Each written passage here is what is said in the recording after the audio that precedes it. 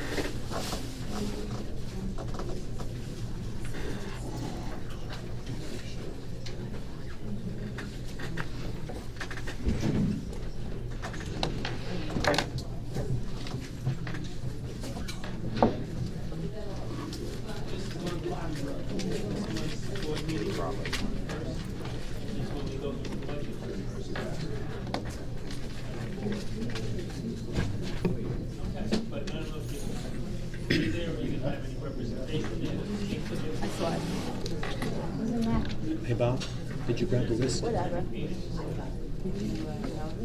No. Now. There's so much stuff here. We don't rearrange it so the minutes are in here. Because the minutes take out a third. Excuse me, I'm just really wrong. Yeah. Everything else would be easier to find. Well, we're gonna wrap up the minutes pretty quickly. Huh? Thank you, sir. Did you say something to me? No. Okay. Call this meeting to order. If we could all rise for the flag salute. I pledge Allegiance to the flag of the United States of America and to the republic for which it stands, one nation, under God, indivisible, with liberty and justice for all.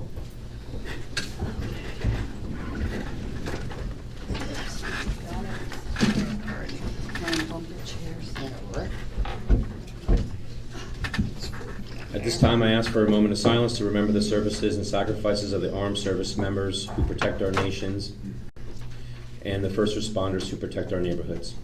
Can I add something to that? It's been almost a year since we lost Mayor Batcherson. It was August 15th. I'd like to add him to that moment of silence. Thank you.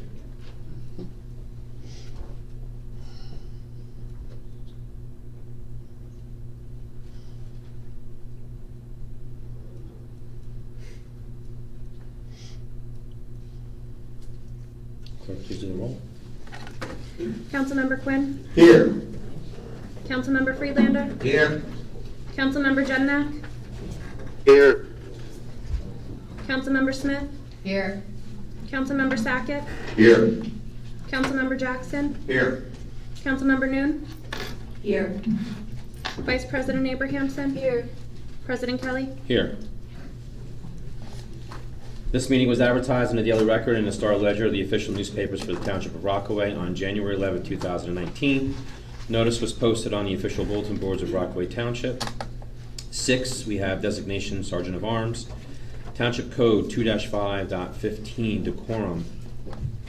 While the council is in session, the members shall preserve order and decorum. The council president, at his or her discretion, shall direct the chief of police or such other person in the police department as he may designate to be the sergeant of arms at the council meeting.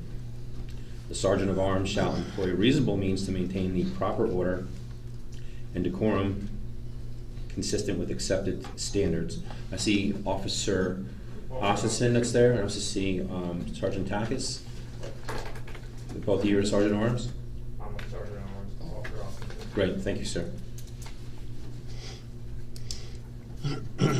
Go on to 7, which is the adoption of minutes. Do you guys want to do this all in one shot, or do you want to do individually that's there? One shot. One shot's good? Yeah. I have a question on June 25th, Go ahead, Mrs. Smith. page 7. It says that, let me get it out. Hold on one second, I'm trying to find it. No, page 7 on June 25th. Sorry, forget to turn on. Page 7 on June 25th. Midway down, it says, President Kelly stated funds must be moved from other projects, and I had it written, must be moved forward for other projects. So I'm just questioning that. That's probably what it's supposed to read. Where is this? Right here. Is that we're talking about the basketball court and stuff like that, and the savings? Yes. It's regarding the capital funding ordinance. Yeah, that was where I was talking about the $102,000 that Randolph had spent, and that the savings that we could maybe occur, we could use other places in that project in the field. So it should be, you're gonna take money from other projects? No, that's not what I. It should be for other. Yeah. Just that's it. Other than that, everything's good. We need to make a vote for the change, or just you're using it for, I can make that change. Okay. It's just one word. is everybody okay with that? The adoption of minutes would be, one would be June 11, 2019, regular meeting. Two would be June 19, 2019, special meeting. And three would be June 25th, 2019, regular meeting with the small change with the word from to for. Do I have a motion? So moved. Mr. Quinn? Mr. Sackett in a second?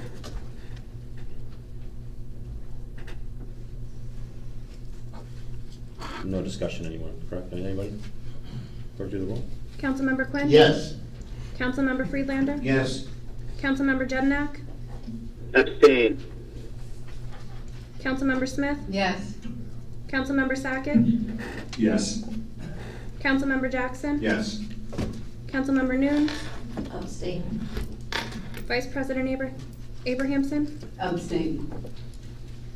Council President Kelly? Yes. I have 6 yeses, 0 noes, 3 abstentions, motion carries.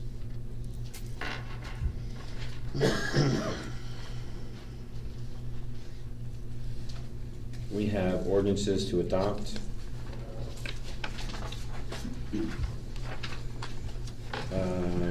One is, ordinance would be 0-19-15, amending Article 4, Chapter 2, Rules of, Article 5, Chapter 2, Rules of Procedure, Meetings of the Council, subsection 2-5.1, Governing Rules, subsection 2-5.2, Regular Meetings, and 2-5.8, Elections and Duties of the revised general ordinances of the Township of Rockaway. At this time, open it to the public. We're gonna make a motion first to, Motion. Yes. yeah, Is that So Mr. moved. Jackson? I'll second. I'm sorry, who was the first? Mr. Jackson? Who's gonna claim second? I do. At this time, it's open to the public. If anybody wishes to comment on this particular ordinance, O-19-15. Come on up.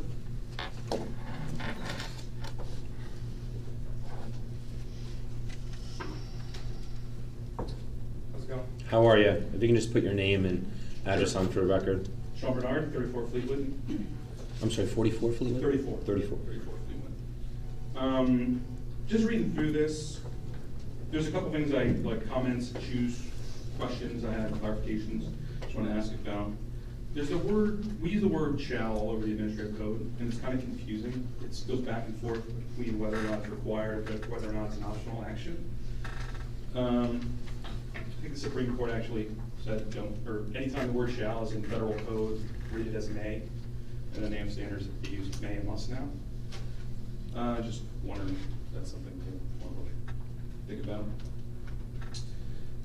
The section about I read the original code about council president as like a check and balance on the council format as a whole.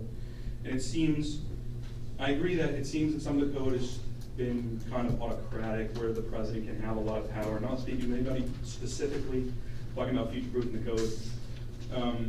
It seems to sway a little bit too far that way. And I think some of the changes here might sway a little too far in the other direction. It's no longer just a check and balance on the council, which if you guys don't want that, that's fine. There's no requirement to have a president in like the default rank, I believe. But it just seems, it's just a rubber stamp, it's just a figurehead. Anytime a majority changes, it seems they can just vote in, vote out a council president, which if it's just a figurehead and doesn't really have any power, why bother having it at all? Just remove it. just remove the council president. That's what you guys want. Another section about Robert's Rules of Order, again, you guys always bring this up so much, but it's not really, there's no binding use for it. Everybody brings it up for one way, and then you bring it up the other way, and everybody's like, well, it doesn't really matter. So just remove it. Remove it from the code. If you guys like a specific piece of the code, just codify it, like a point of order, a point of information, just throw it in the code. Otherwise, just cut it, dump it. Another question I had, I wasn't sure of the answer. I don't think it specifies anywhere in the code that the president or the vice president is actually a member of the council. I'm not sure if that's something that could be inferred from like the Faulkner Act, but it doesn't actually specify anything. It reads just presiding officer of the council shall be the president. It doesn't say he's a member of the council, she's a member of the council. It's just kind of ambiguous and vague. Just something to think about. And I think that's. May I ask, the last one, where did you see that, did you say? It's in both. It's in both the existing one and the new one. Okay. Election duties 258. In the code, not the Faulkner Act, okay. Yeah, the code. Okay, Because the thank Faulkner you. Act, I don't think talks about there's no president. Okay. I think. No. Okay. 258. Yeah. So it doesn't actually specify. I don't think Well, it specifies. I believe there's, Mr. Yetrafano, wasn't there a statute? Because there was a question about that in, 2-5.8 specifies the offices of president of the council and vice president. but in 2018, there was a question from a member of the public about the term of a president or vice president being only a year, not 2 years. And that was under a statute that was cited. I don't know if you recall that. I recall our determination on the issue when it was raised by Mr. Jedniak that the 2-year term specified in our code for the council president is a valid term for the council president under all applicable law.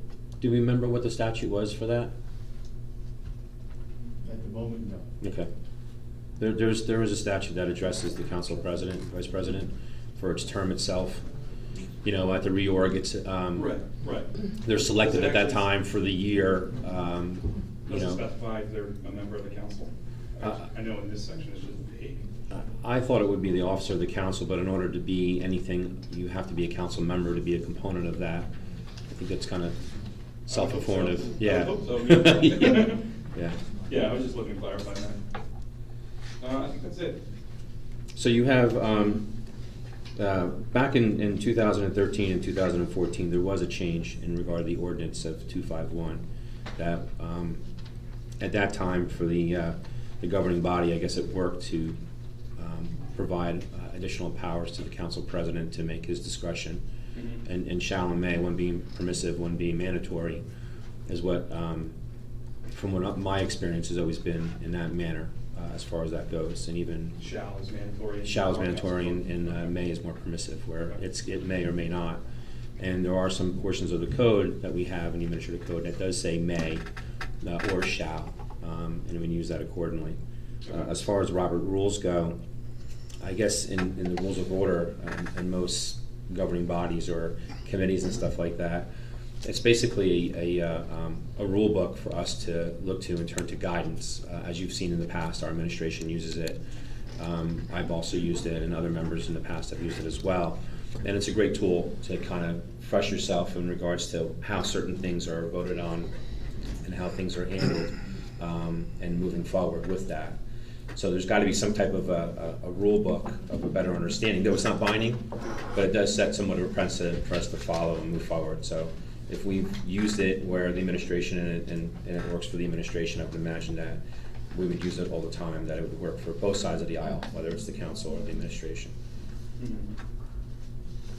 It's good intentions. I think it confuses a lot of the. It does. public. I have to agree with you. There's a lot of things that are confusing with the code. A lot of things contradict each other sometimes, statute, code, Robert's rules. But I don't think everybody can get it 100% right. We just try to do our best to do so. So, and then I think that was it that you had. Was there anything else that you wanted to add? No, it's just the balance of power thing, check and balance, council president versus council comment. Yeah, It's yeah. a tough one. And you know what? The position's a tough one too. Oh, I bet. Yeah, you have no idea. Trust me. But in any event, if there's anything else that you'd like to add. Nope, that's it. Thank you. Okay, thank you. Is there anybody else in the public that wishes to speak on this particular ordinance? With that being said, it's closed to the public. Council President? Mr. Jenny? Council President, I believe in the binder before the Council President, you have a copy of the municipal charter law.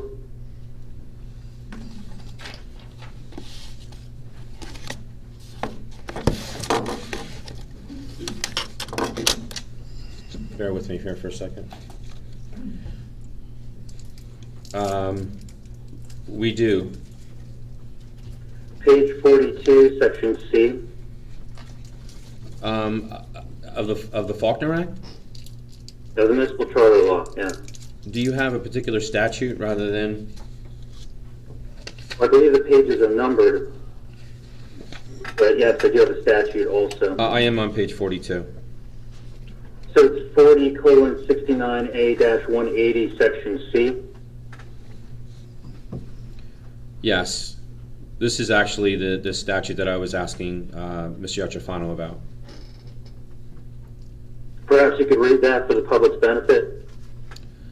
The council at its organization meeting shall elect a president of the council from among the members thereof, and the president shall preside at its meetings and perform such other duties as the council may prescribe.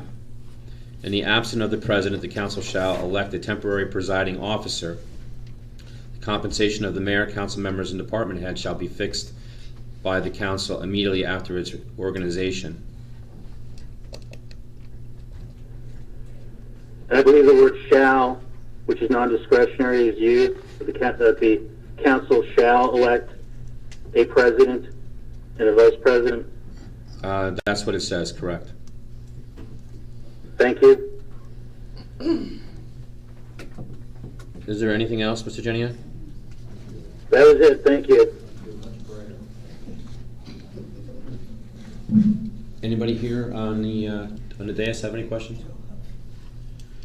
Mr. Yatrofano, I just have one quick question for you. With the 4069A-180C, if it has in here for the Faulkner Act and the statutory requirement, and as we were just talking about shall and may, can the municipality circumvent the statute and modify that into the code to somewhat contradict the statute? Well, the word circumvent and contradict are your words. Our opinion is that this amendment to the ordinance does not impinge on the statute in any way. So if the statute here says a year, shall be for a year, what you impose to change is something opposite of that. No. So if the council changes, if the council has a vote to change the vice president or president in midstream, it doesn't, it's not different than what we have here in the statute? No. Okay.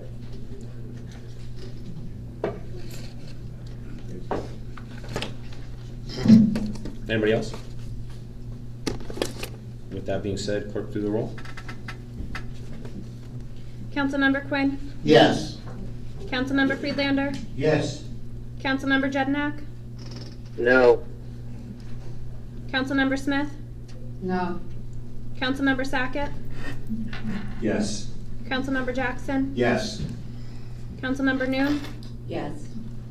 Vice President Abrahamson, No. President Kelly. No. We have 5 yeses, 4 noes. Motion carries. That was 19-15.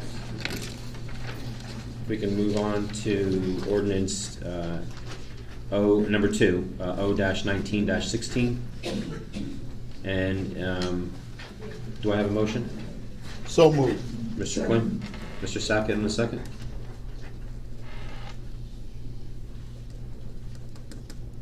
At this time, I'm going to open it to the public. If anybody wishes to speak in regard to ordinance to adopt O-19-16, you can come up to the microphone. Seeing no one, it's now closed. Any discussion?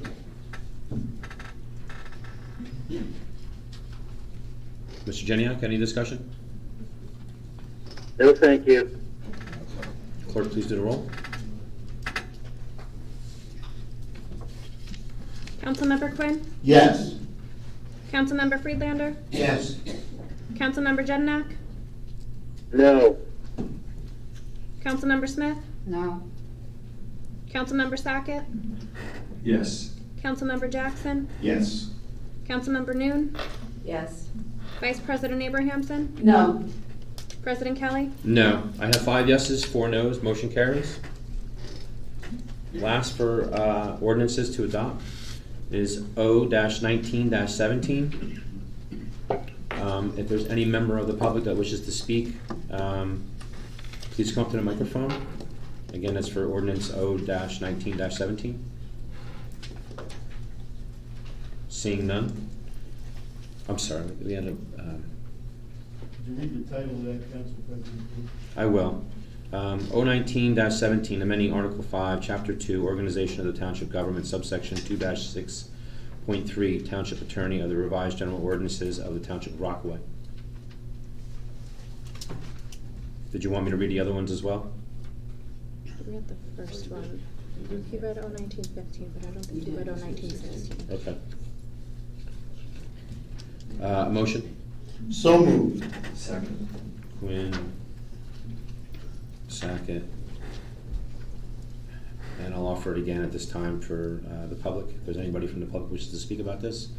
Ordinance O-19-17, please come to the microphone. Seeing none, it is closed to the public. Any discussion? Seeing none, clerk, please do the roll.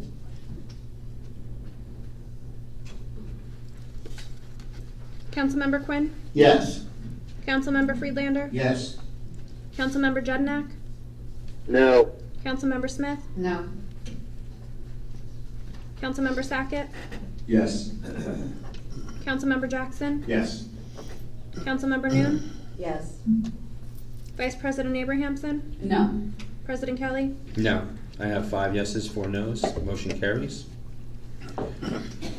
Number 9, we have presentation by the Verachia Company to discuss Wawa. I was informed that they were asked not to attend tonight, and there are going to be some conversations with administration.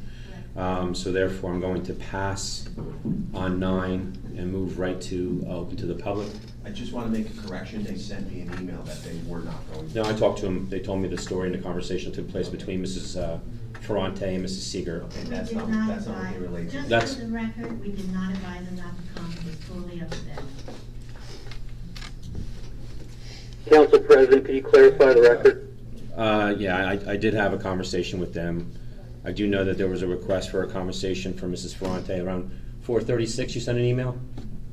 Tried calling them on the phone, and then I did get a phone call from them saying that they were asked not to attend, that there were going to be further discussions concerning Wawa, and that they were going to have a meeting of the minds of some of the professionals at a later date, and that they weren't going to be here tonight. That was a conversation I had with them, so. All right, well, That's okay. conversation between us. Mrs. Seeger, I understand. There's an email that you have to. I just want to correct the record that we did not tell them not to come. We told them it was up to them, and if they wanted to have a meeting with the administration, staff, they could. And if they were not going to attend, please send a message to the clerk, which I understand they did, and copy myself. I concur with that. Yeah, my conversation was different, unfortunately. Moving forward, we're going to open to the public. It is. They've been trying to do something with Rockaway for 3 years, and even trying to work with what they call our solicitor, trying to get escrow monies together to move forward with the professionals. And there is a chain of emails that I've seen that somewhat contradict some of the conversation that just took place. So hopefully we can move forward and forge ahead and see if there's a way we can work on the zoning plan and maybe let our planners move forward with that and we can get a great rateable and allow another business possibly to grow since they've outgrown their location currently now. So I hope that it works forward and moves forward. 10, we have open to the public. Mr. Press?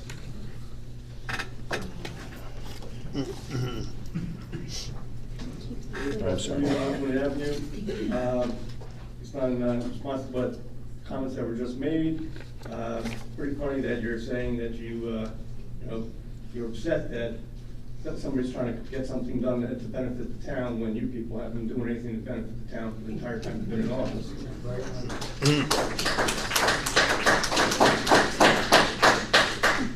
Okay. Now, behavior at the last meeting was absolutely inexcusable. I'm not talking about the public. I'm not talking about Mayor Puzio.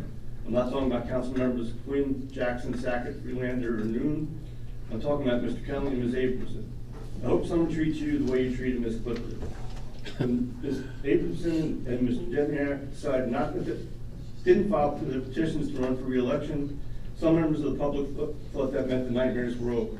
However, that was clearly not the case.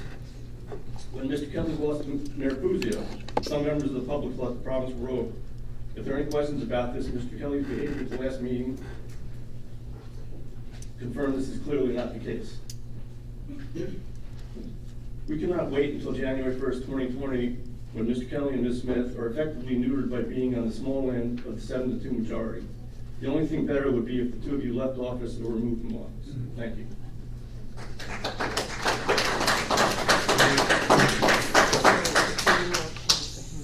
Thank you, Mr. Press. Mr. Alardi? Michael Alardi, 19 North Brookside Drive. Just had one question. The special meeting on July 30th, was there an outcome of finding when the hearing on that Friday? There's still tomorrow is another extension of that hearing. So there was an extension, so we don't know if that was a... No, there were some other meeting or points that not? were added on there, so it's a continuation of that. Okay, so that meeting may still be deemed... Can we ask the attorney for his opinion of what the ruling was by the judge so far? Yeah, we'd like to hear that. At this point, the judge determined that the mayor, who was accused of not being able to call a special meeting, was able to call a special meeting. I have the decision here. In fact, it doesn't speak kindly of the actions of the people who tried to avoid the meeting. We can make copies available if you want to read them. We can give them to the clerk, which she already has a copy. I mean, you can ask her for a copy of the decision. The judge also indicated that, in addition to the fact that the meeting was appropriately held and called by the mayor, he also decided that, in fact, it had been properly noticed pursuant to the Open Public Meetings Act. He also indicated that the information regarding the complaint that they made, the way the township attorney's appointment was set forth on the agenda was appropriate, and the fact that Yachafano and Perone were appointed and voted by the majority of councilors also. Those are the decisions he's made to this point. He'll be making other decisions tomorrow about complaints which have been brought, which I'm not going to discuss because there's still litigation. Okay. So it's currently going on. There was 3 points, I think, Mr. Perone, that there was 3 components of it. Yes, but Yeah. since it's still pending. Mr. Right, Kelly, I know. I mean, you divulged a lot for a pending matter, but it's still going on for tomorrow. Thank you. Thanks, Mr. Lardy. Thank you. Mrs. Degnan?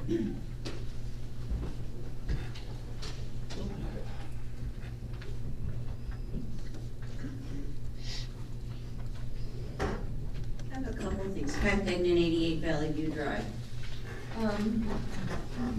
One is, I'm kind of glad to see that the presentation isn't being done by Wawa, because Green Pond Road right now is an absolute horrendous mess with all the traffic that's there. It takes me 2 minutes to get from Valley View Drive to Green Pond Road. And then, if I'm going on 80, even 80 West, it will take me 15 minutes to get from Green Pond Road to the exit for 80 westbound. If I have to go east, it's another 5 or 6 more minutes. So I mean, that area is not the place to put a Wawa. The other thing is, a number of months ago, we discussed the possibility of a resolution regarding short-term Airbnb, and I was wondering if the council has done any investigation. We did have an ordinance that was done through Randolph, and we were wondering if you had discussed it or even thought about it since then.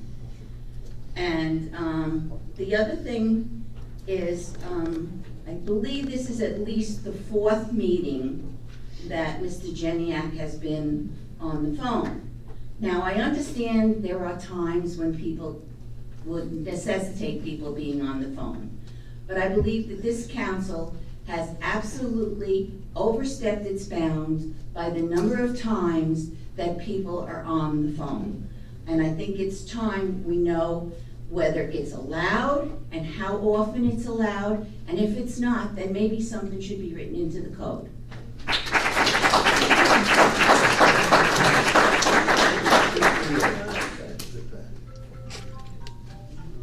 Mr. Bernard, did you want to talk again? I'm good. You're good? Okay.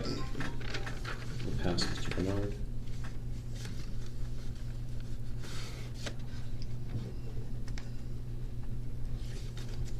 Mr. Waters. He does. How you doing? Pretty good. Myself. Same, thank you. Jim Waters, 48 Seneca Avenue, Rockaway Township. Actually, I knew we were going to have a meeting tonight, so you brought water again. Yeah. Unlike the last meeting, when you didn't bring water, and I knew we weren't going to have a meeting. I'm back, as one of the movies said. I'm not sure whether that's good news or bad news. I still haven't gotten through the 16 greatest fairy tales ever told by Jeremiah Jednak. I'll come back to those piecemeal during the year. I would like to second what Ms. Dayton indicated about the number of people who are calling in. In fact, I filed an Oprah request to find out the number of council people who had called in, how many times they had called in, and where they are calling in from. It appears we track the first 2 pieces of information, but we don't track the 3rd one. So I would like to know, when I get my Oprah request filled, I'd like each of the council people who have called in on an absent basis tell us where they were when they were calling in. But Mr. Waters, you do understand that, like, that's not a requirement for a public record. I'm assuming that there's not a public record that exists for. We can always have a resolution or an ordinance. No, I agree. I'm just saying, just in the Oprah matter under 471A1, I just want to make sure that it's a public record who calls in, and what time they call in, and how long they're on the phone. So far, it's not a public record as far as I've been able to determine for you to tell me where you're calling in from. I think it's only a courtesy if we get do we have a someone calling record? Is there a in record that's created? 4 times from Washington, D.C., for instance.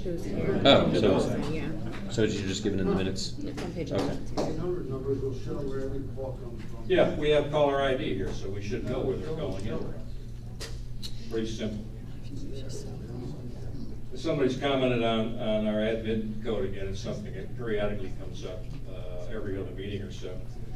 And we occasionally address it by saying we have a need to update the online version of our admin code, which we know is not very up to date. But I think at the same time that we have our online version updated, we need to take a look at bringing our code into either conformity or known opposition to any other statutes and regulations. So we avoid some of the nitpicking that we've gone through in the past. I'm glad to see our security costs are also going down with the reduced presence of our blue team, our police presence, now that the rabble doesn't appear to be so hostile for whatever reason.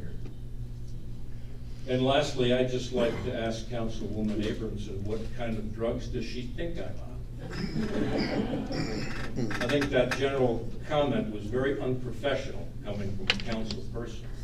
Residents, I think, can be excused by virtue of their frustration in listening to some of the comments.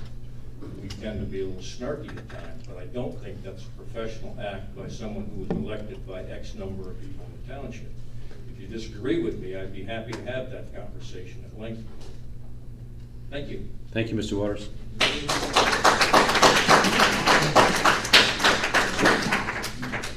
Mrs. Salberg?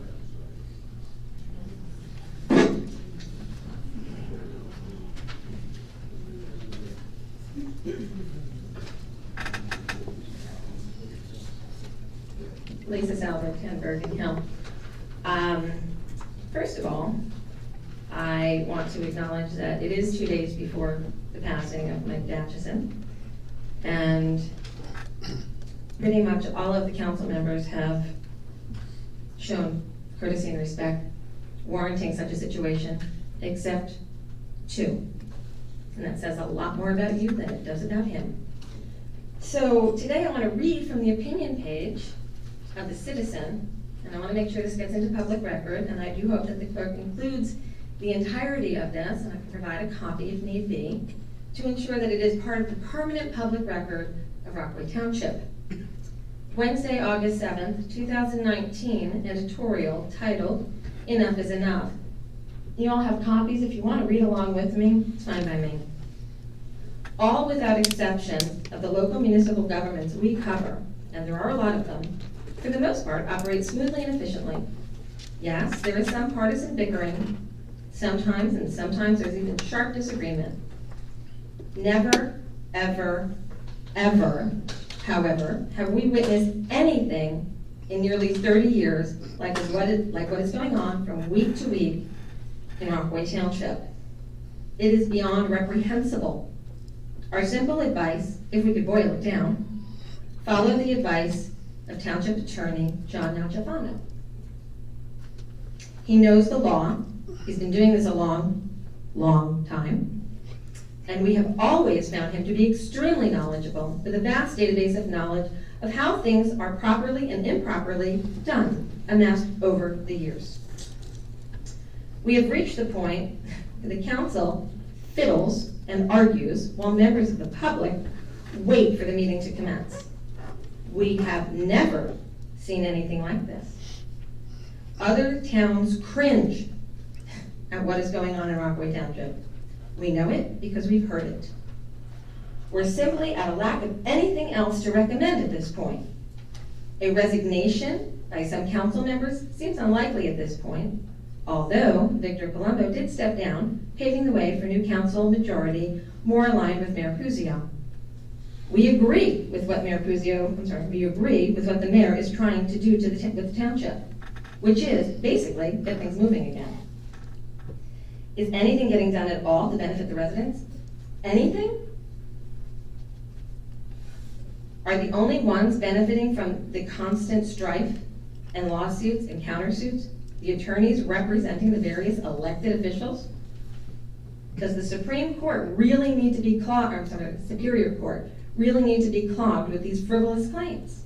Is it all really worth it? How did we come to this?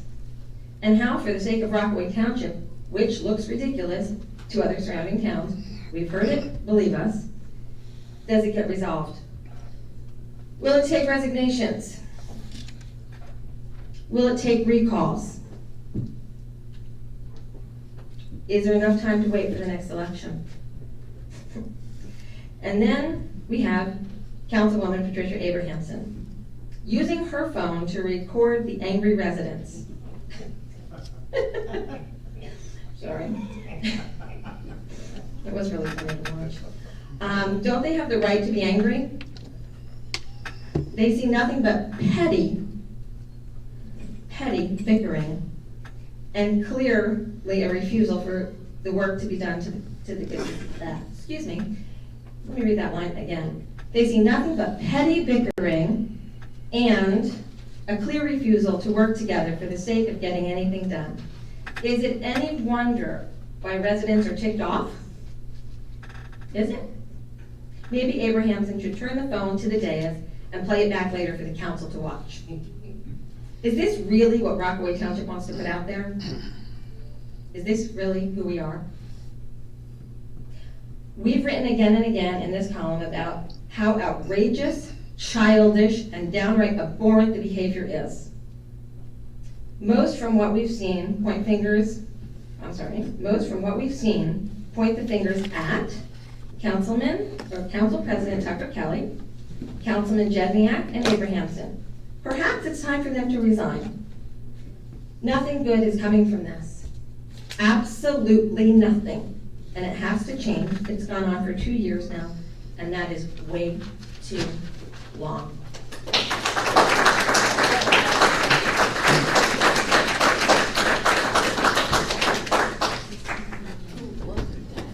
Thank you, Mrs. Salberg.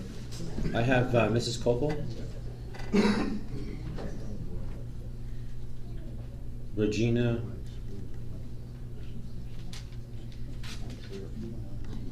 Was she here? I mean, she signed in. She's the last one to sign in. She did? Okay. This is the only individuals that sign on here. Is there anybody else from the public that wishes to speak? Then come up to the microphone.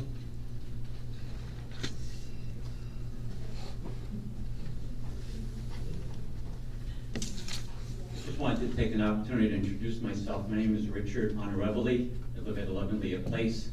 I understand my name's on the agenda tonight to be appointed to the zoning board. Most of you don't know me, and I don't know most of you. I've not been active in politics, nor have I really attended meetings before. So I just wanted to let you know that I've been a resident of the township since 1992. I've coached sports, youth sports in soccer and Little League when my children were younger. I spent about a dozen years as a Boy Scout leader in both Cub Pack 113, 213, and Troop 213. And that ended around 2014. So for the last 5 years, I've really had a little more time on my hands, and I thought I would offer my services and time as a member of the zoning board, if you so choose. I'm a self-employed attorney. I have my office in Lake Hiawatha, section of Parsippany, and I've been there since 1988. Thank you for the opportunity. And where do you reside, so I can put it on the record? You're in the Birchwood area? 11 Leah, L-E-A Place.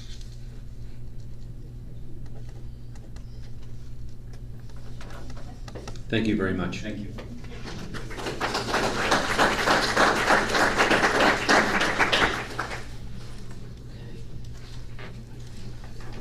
At this time, I had, or earlier before the meeting started, I had conversed with Mayor Puzio. We have a few closed sessions that we have attorneys that are here for.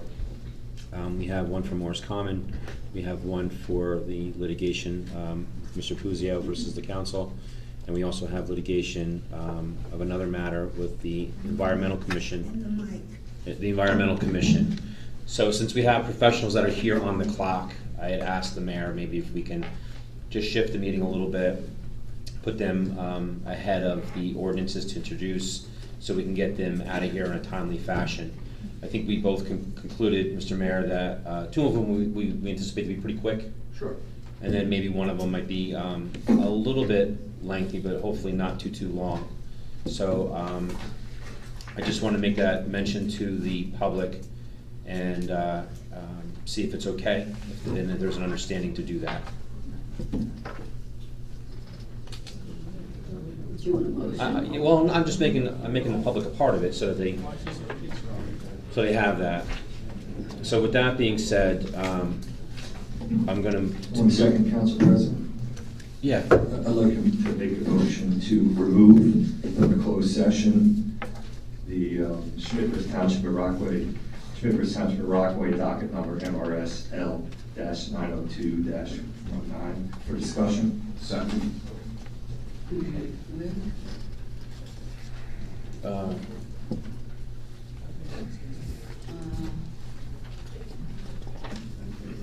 That was Mr. Sackett made the motion.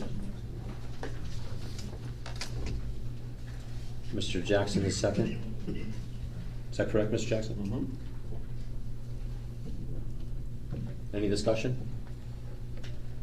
Council President, can you clarify the motion? Yeah, I don't understand it. Mr. Sackett, could you read the motion again? I'd like to make a motion to remove from the closed session Schmidt vs. Township of Rockaway docket number MRS-L-902-19 for discussion. Did you hear that, Mr. Genia? Yes, Council President, it sounds like he's referring to a consent agenda item, but it also sounds like he's seeking to amend the closed session resolution. Can we clarify which he's requesting?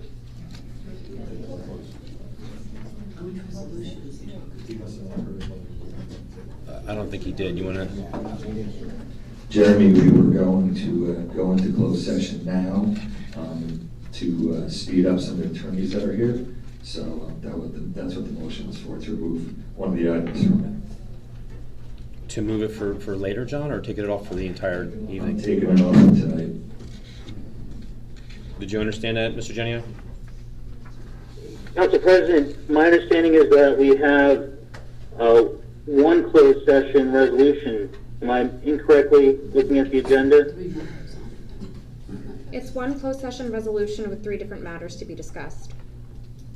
So then it sounds like what the council member is requesting is actually an amendment to remove an item from the closed session resolution. Well, that's not what he said, though. No.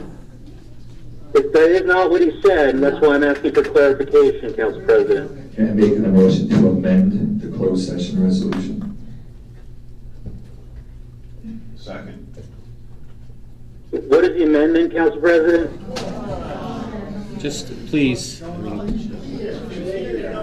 making a motion to amend the closed session to remove Schmidt v. Township of Rockaway, docket number MRS-L-902-19. Second. And Council President, the code requires that motion be reduced to writing. I mean, Councilman Geniak, for Mr. Sackett to simply write it down versus what he commerced, I mean, he's going to write it and give to the clerk, Mr. Sackett. You can write it formally so she can have it. So the text of what your motion is clarified. The motion is on the record, Council President. There's no basis for asking Councilman Sackett to render the motion in writing. I'm quite sure the clerk captured the motion when he stated it. Do you need it in writing, or do you think you have it? I think I'm Now, Council President, the basis is the code which requires all motions to be reduced to writing. Do you know the code, Councilman Geniak, real quick?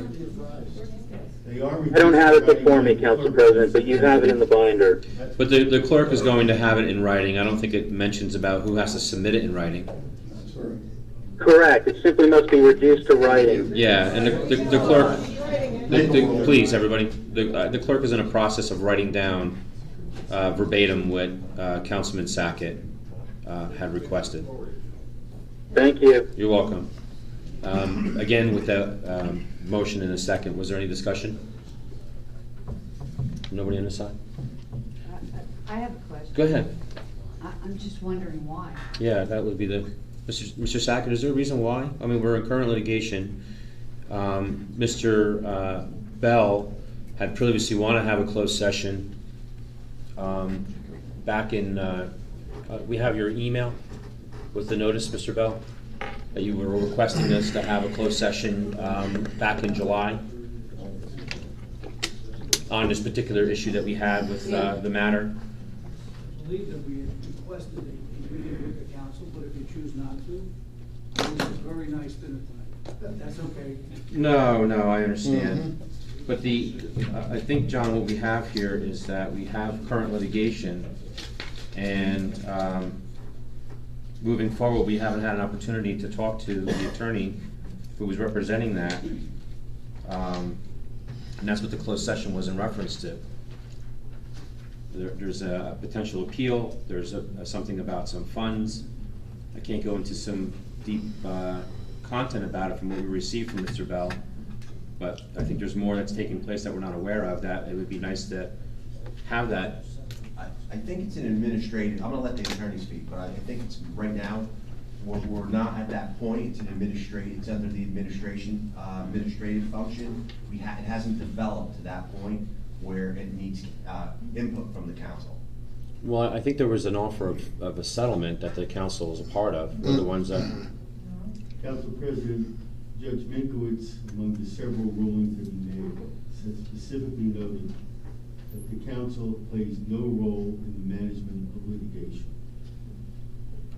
That's not a direct quote from this opinion, but it's as close as I can get without the opinion right in front of me. Motion's on the floor. There has been discussion. I'm not done with the discussion, though, Mr. Yatrafano, but thank you, though. I'm just going to look up something real quick. Council President? Can you hold on a second, please, Councilman?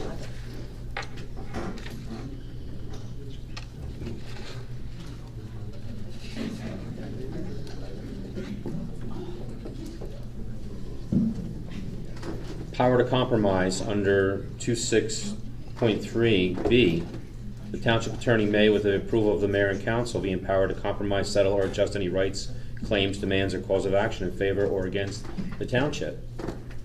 I mean, it says it clearly right here in the code. I thought just having a simple conversation in closed session about the current litigation 902, especially when it's dealing with fees and the potential additional cost that may accrue to the direction that we're going right now, I just want to be afforded to have some information about it.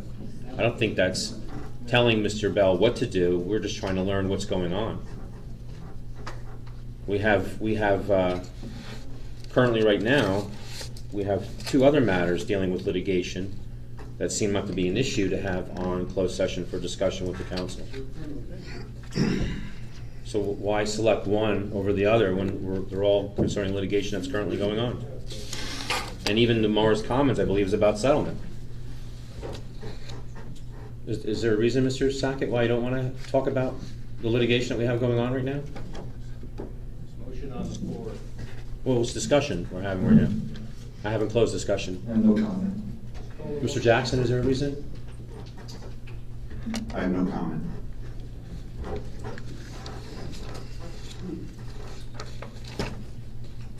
Clerk, please do the roll. Council President? Mr. Jeniak, I'm sorry I forgot you. Go ahead.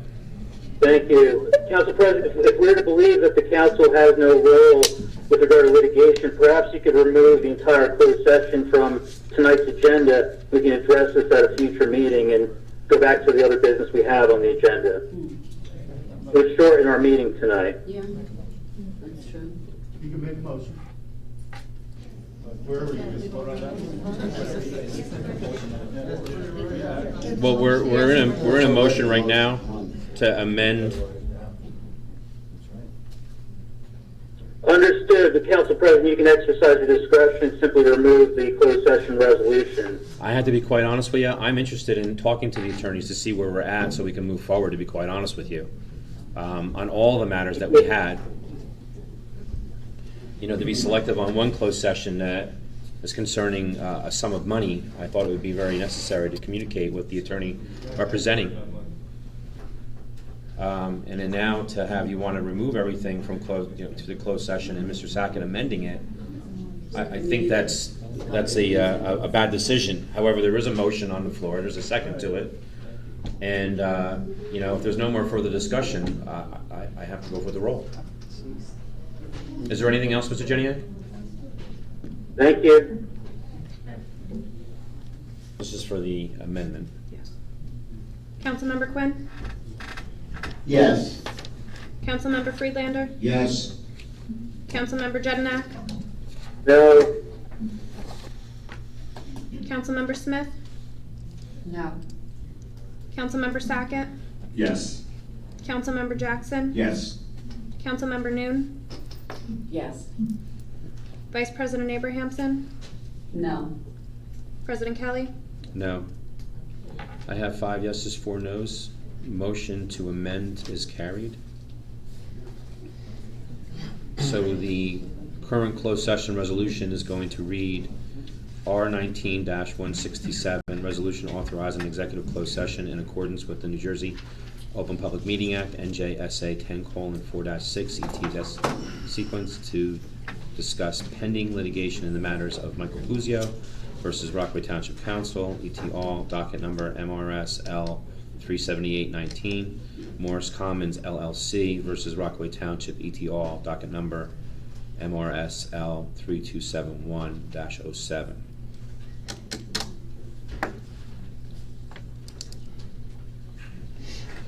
So, Mr. Mayor, like our conversation prior to the meeting, are you still okay to move forward to have closed session moved so we can expedite and get some of these professionals out of here? Sure, it shouldn't take that long. I don't expect, how long do you think that we will be in closed session? You call these closed sessions, not me, so I don't know. You might know more of the content than I do. It's in the resolution how long. Okay. So come out after. Yeah, the original. 60. Well, we talked before, we thought it was gonna be a little bit less.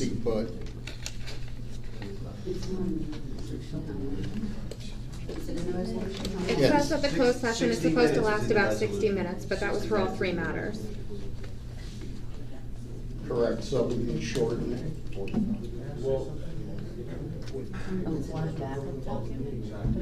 No, I know, I mean, I know the comply under 13. We can tell the public that we'll be back in 60 minutes, one way or another, if we have to continue, and we'll. We come out and inform them and whatnot, and then it would be open to the public within, I don't even have it, 90 days, do we have it? 120 days?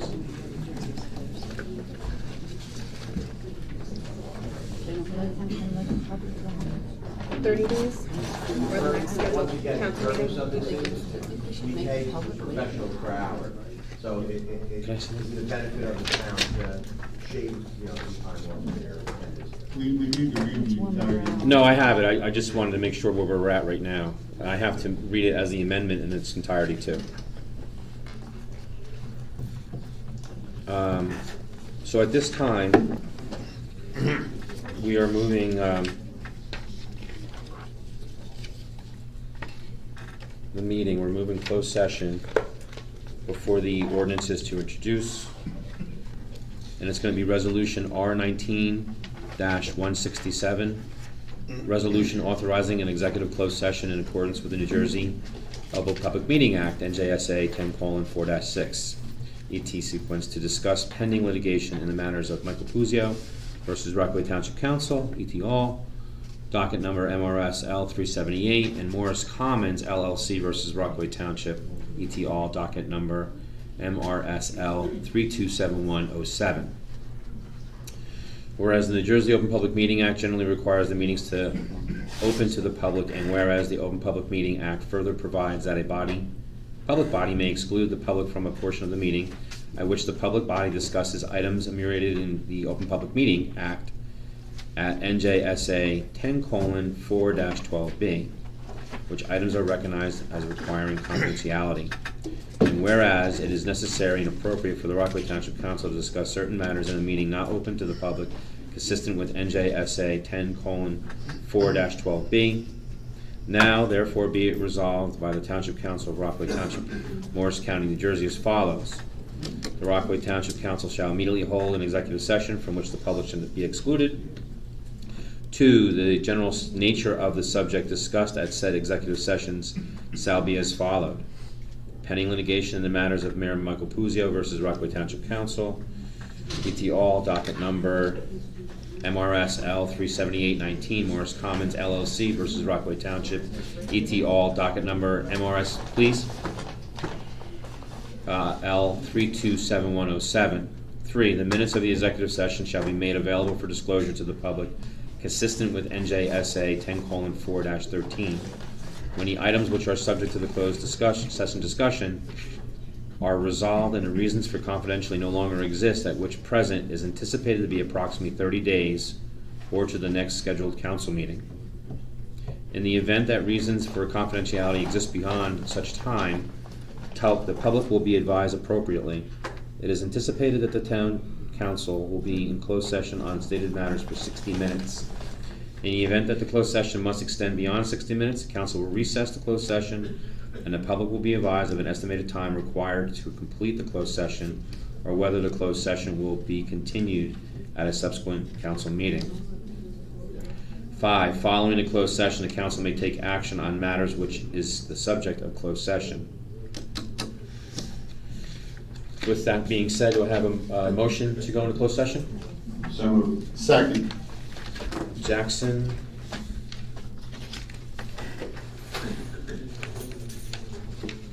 Can we leave the public in the main room here? Yeah, absolutely.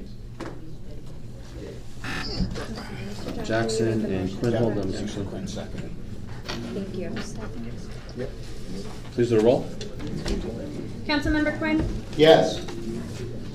Councilmember Friedlander? Yes. Yep. Councilmember Jednak? Abstain. Councilmember Smith? Yes. Councilmember Sackett? Yes. Councilmember Jackson? Yes. Councilmember Noon? Yes. Vice President Abrahamson? No. Council President Kelly? Yes. 6 yeses. 7 yeses, 1 no, and 1 abstention. Yeah, I can't Yeah. Motion carries. It's okay now, right? Jeremy, we'll call you from the other room. Thank you. I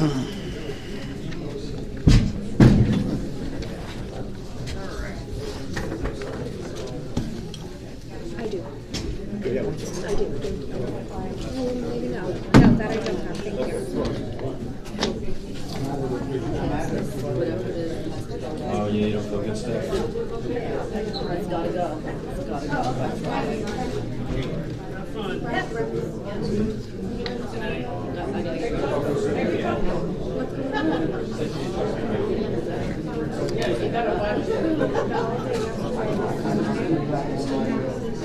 Terrible headache right here.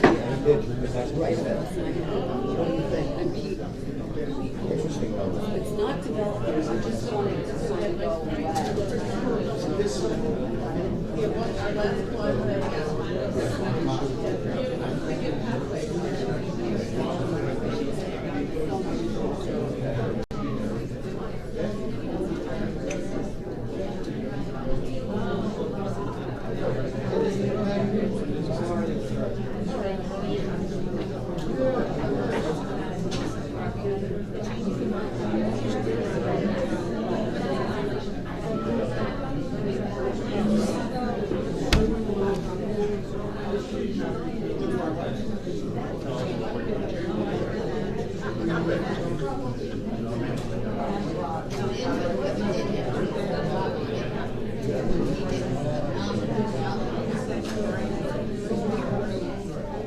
They will. What's gonna happen now? You're gonna wait 60 minutes?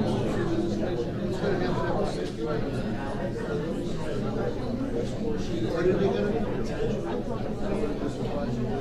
No, I mean, what are they gonna do in 60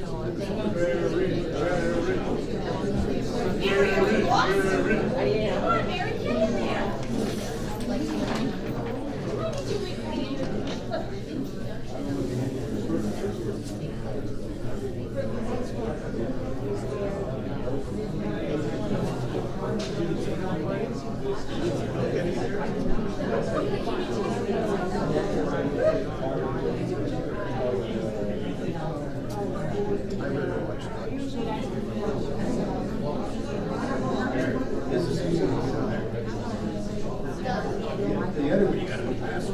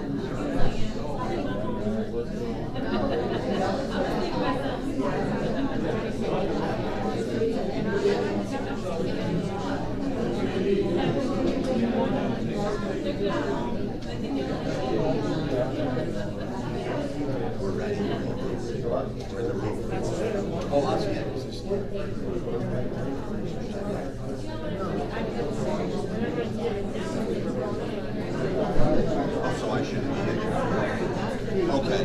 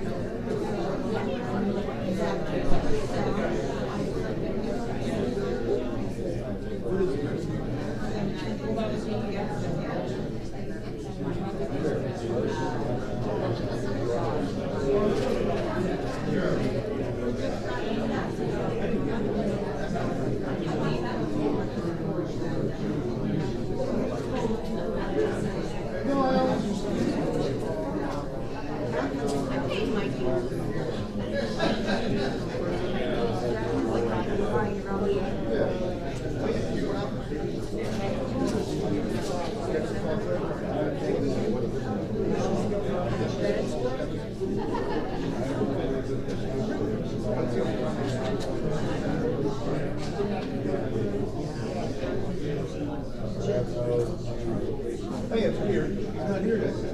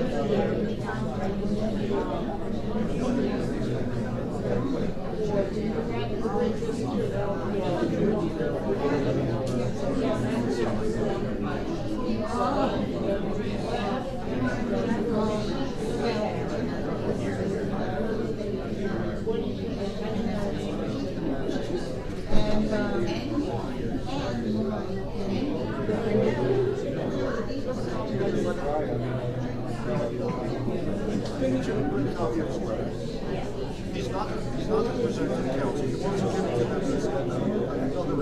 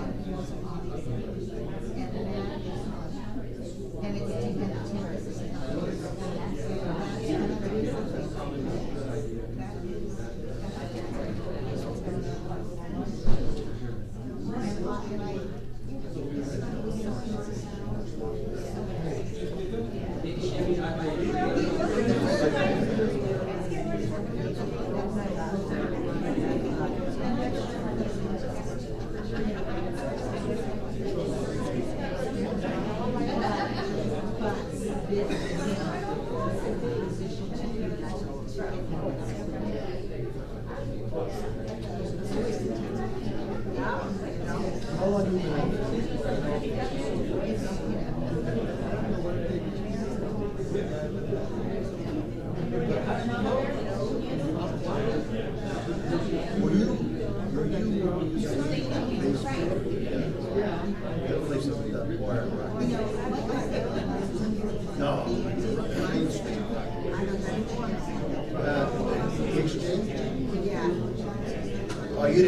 meeting downstairs? Well, when we used to meet now, this is what we used to right? We used to meet there.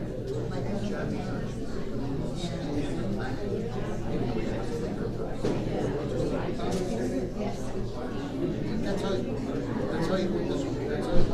That's how you put this one. And then he supported the Sure.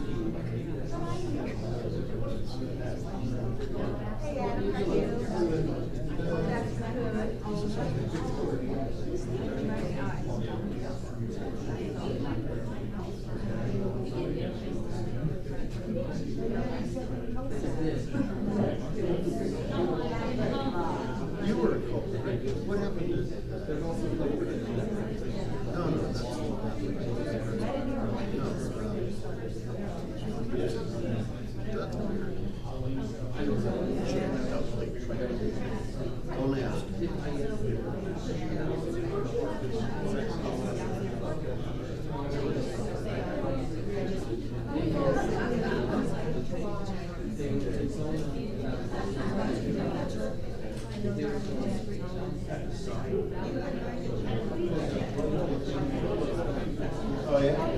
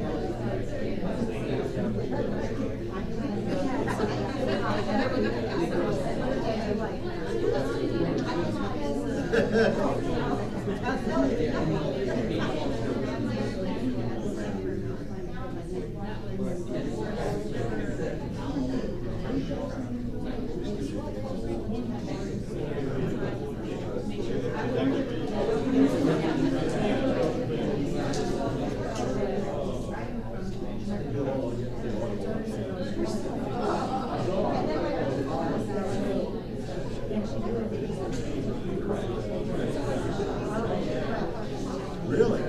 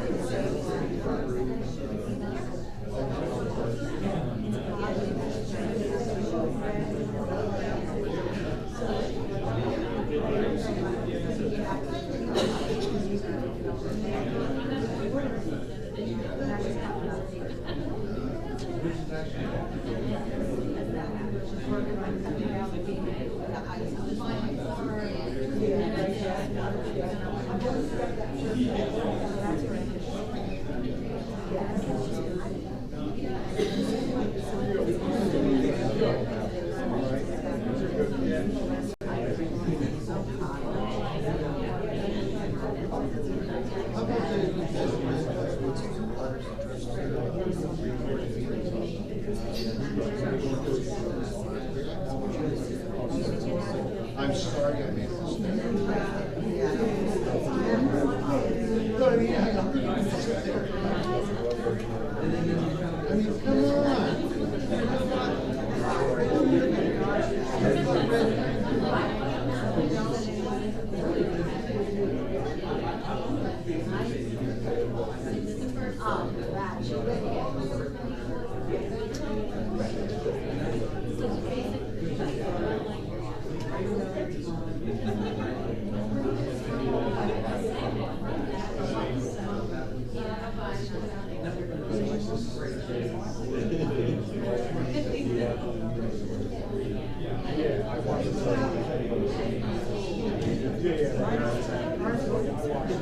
Really?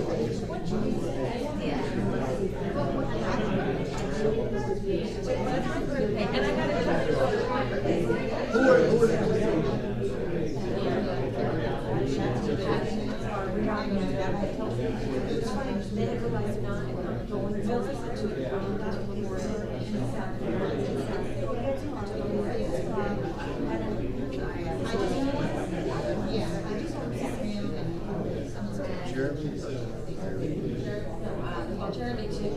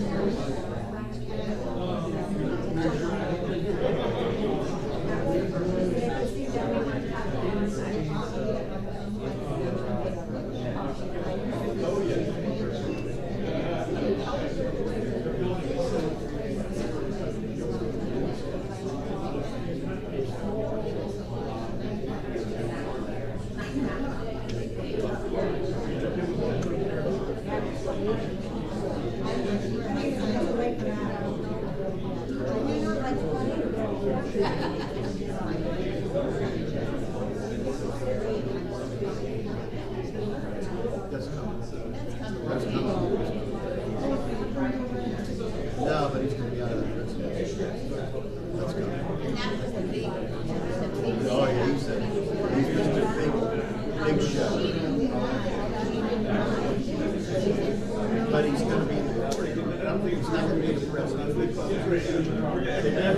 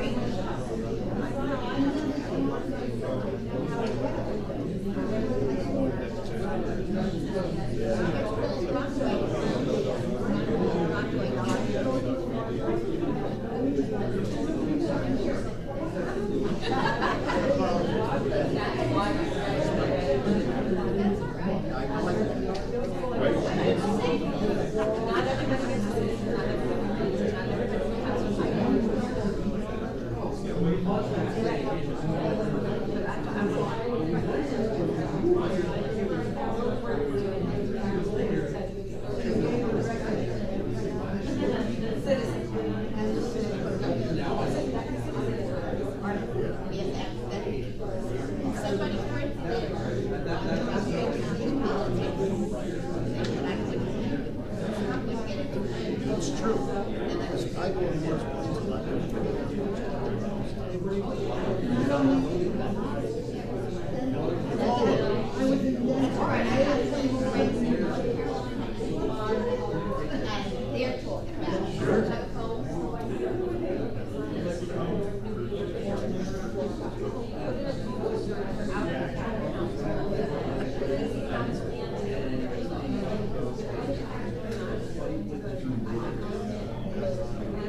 Sure.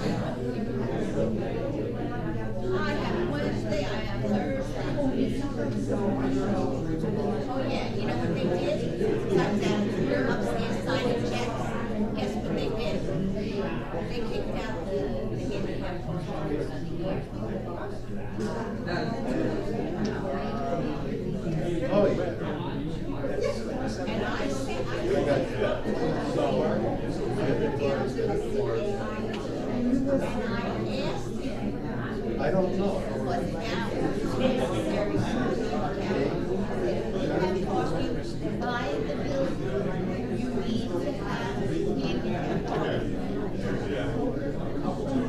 Right next to the building, not across the street.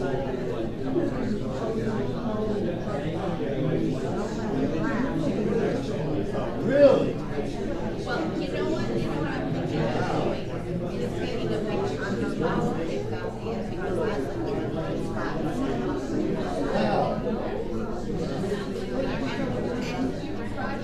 I haven't seen it. I know, but I haven't seen it. Nancy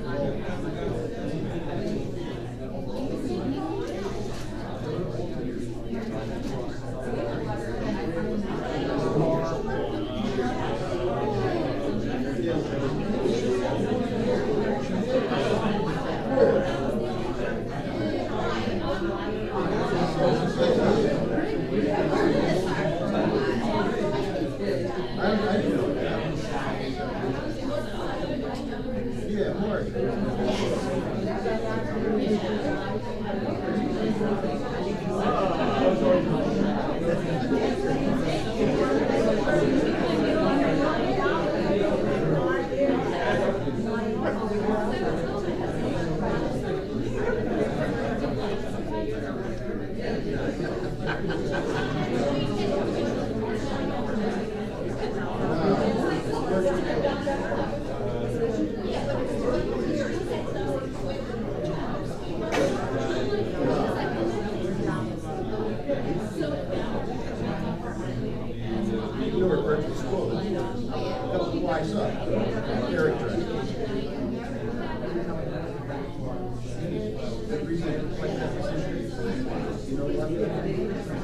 Yeah, I know.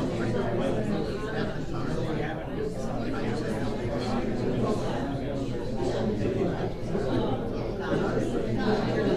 time.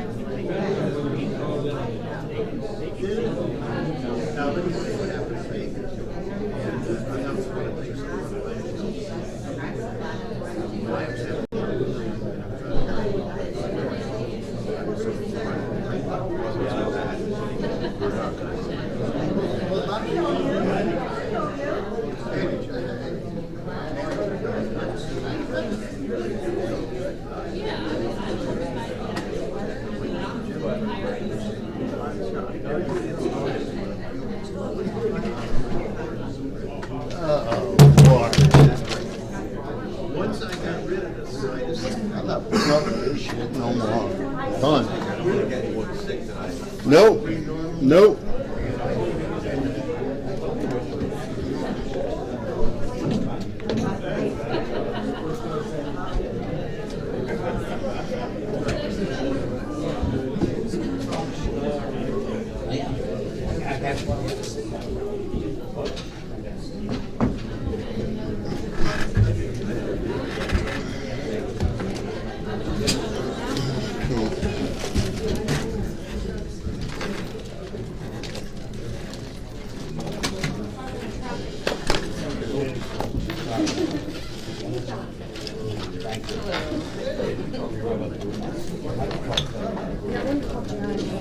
I know. I wasn't gonna bring it up. I wasn't gonna bring it up. I figured since he abstained, or whatever his reason was, I'm gonna call him back from the phone. Do you want to talk to him when he complains that no one calls him? I'm not gonna do He's gonna let him it. yell at you.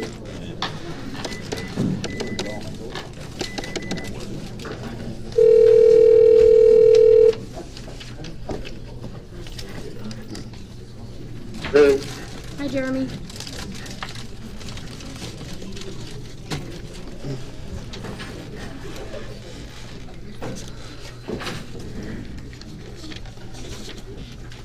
Are we getting started with closed session? We're back in the regular meeting. Is there some reason I wasn't contacted? I did not have a phone to call you, and I apologize. No one else made the phone call. You did say you were going to contact me before we disconnected earlier.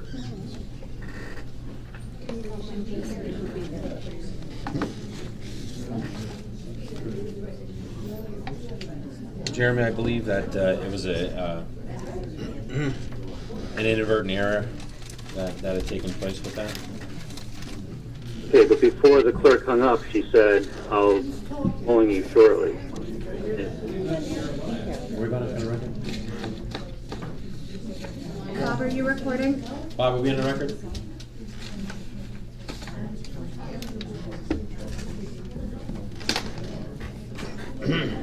We're still waiting on some other people, Jeremy. Okay, if you would just note for the record that I wasn't contacted for the closed session, That would be appreciated. Yes. Thank you.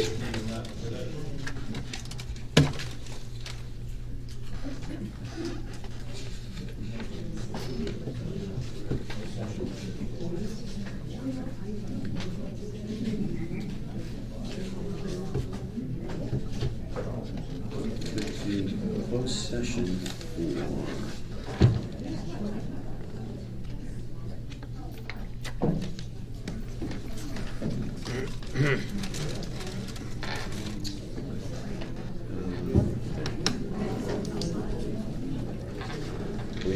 We have to ordinance introduce first, right?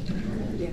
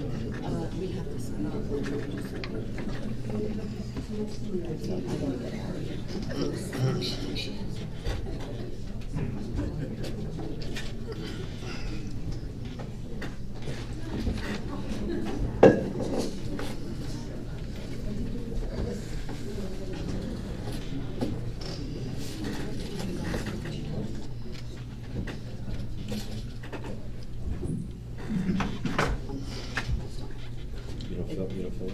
No. I'll try to make this as quick as I possibly can. Okay. Yeah. Mrs. Smith, is she up there? Yes, she's looking for it. There she comes. Okay.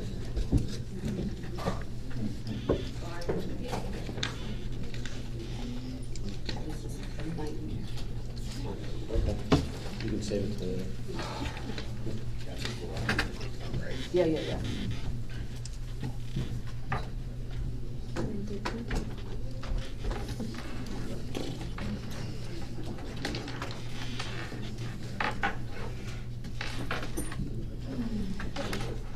Okay, we're gonna go back on the record. It is 9:13 p.m. We're gonna start back from moving it around. Thank you, everybody, for your patience. Number 11, we have ordinances to introduce. Do we need to make a We have- motion? Oh, I'm sorry. Yes.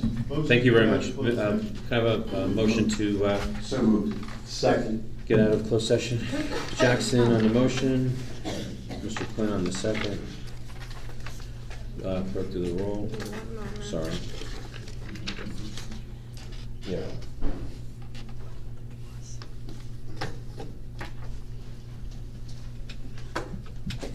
Councilmember Quinn? Yes. Councilmember Friedlander? Yes. Yes. Councilmember Jednak? Abstain. Councilmember Smith? Yes. Councilmember Sackett? Yes.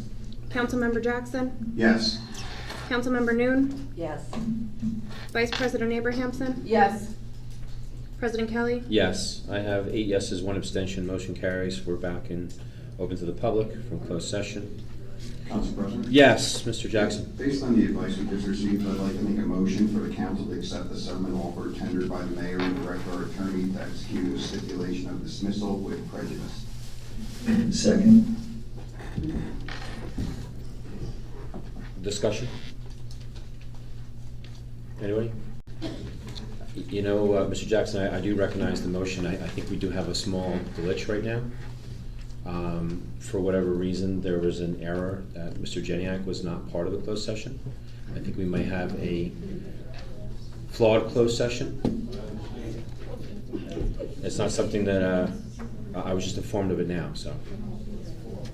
Can I ask, is there such a thing as a flawed closed session? Well, first of all, someone should state the reason that Mr. Jedniak was not phoned into the closed session. Was he by himself? Was. Where is he? I never have my cell phone on me, so I had no ability to make a phone call to begin with. Normally, another council member calls him. A mistake was made, he wasn't called. Oh. It wasn't intentional. Okay.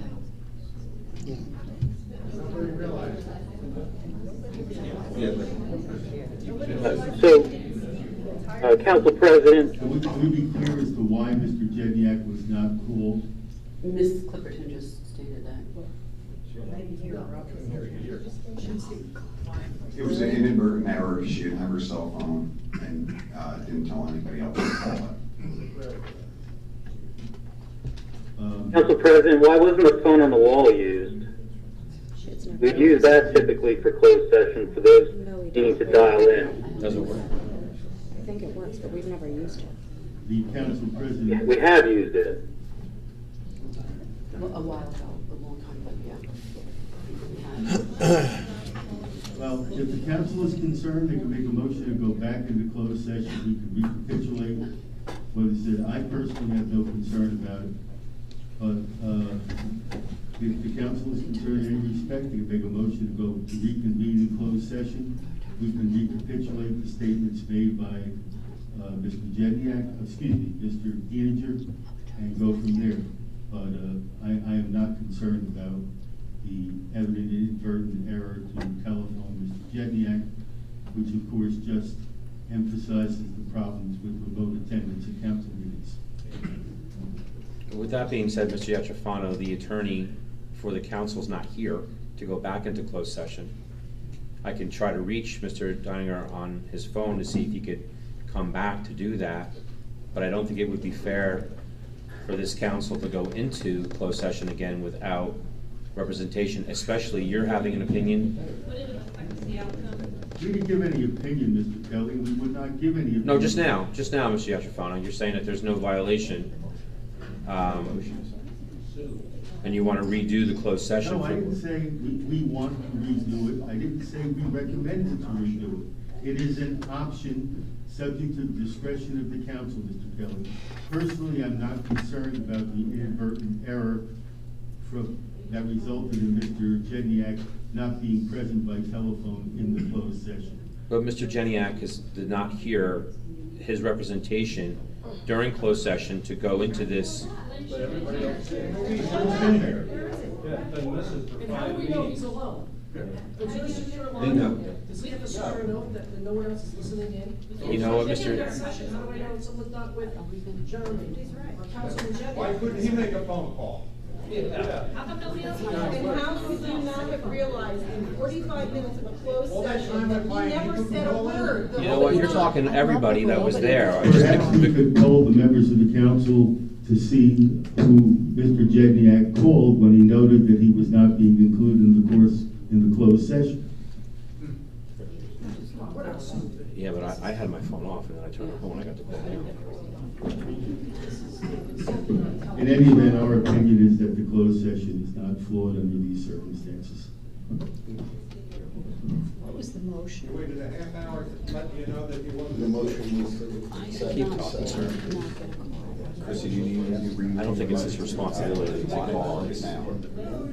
If you have it written down, that would be wonderful, sir. Mr. Press, please.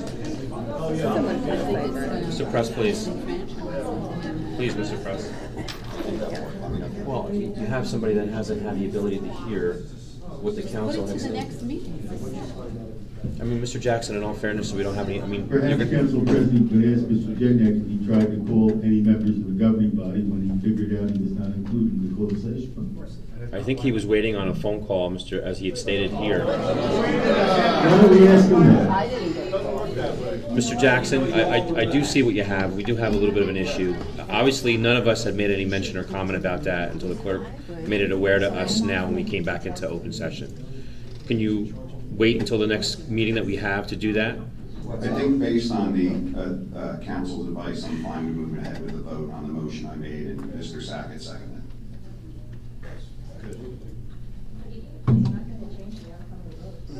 Council President, can we address all the other business we already have on the agenda and come back to this? We have a motion on the floor. Yeah, we do have a motion on the floor with that. I just think what I'm concerned is disenfranchising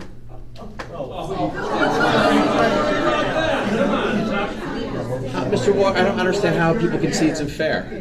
You're depriving somebody of legal advice in closed session. This is where we always make a mistake. Why didn't you go? Excuse me, could I ask a question, please? Would this be in any violation of OPMA? Because I don't want any more violations of OPMA. You're so knowledgeable. Mr. Waters, please. Stop. I didn't say a word. You don't have to. The sarcasm is recognized. I appreciate it. Thank you. First of all, for the point of clarity, I would ask that the motion be amended to read that it's a motion to settle pending litigation, Michael Puzio versus Rockaway Township at all, docket number MRSL 378-19. If you would accept that, Mr. Jackson, that amendment? Just to be specific. Yes. And just Settlement is a dismissal without prejudice. Yes. Prejudice. Ms. Smith has a question, though, I believe, for you. Ms. Smith has a question for you. Oh, You asked it, you didn't answer. I asked it, I didn't give an answer. I don't think they knew you were asking. Oh, well, that's She what wanted, was- she wanted to know if doing this with him not being closed session was an OPA violation. I would indicate, I would think not, I don't, because it depends on the vote. From the standpoint of the OPMA, there is nothing that is in the OPMA that deals with someone calling in and an inadvertent phone call.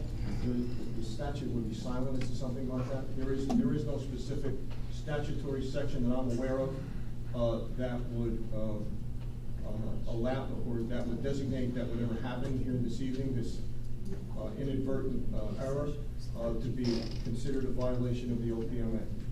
Well, under OPMA, it does allow to have electronic communication, whether it's phone, internet, under, I think it's 10.4.8D.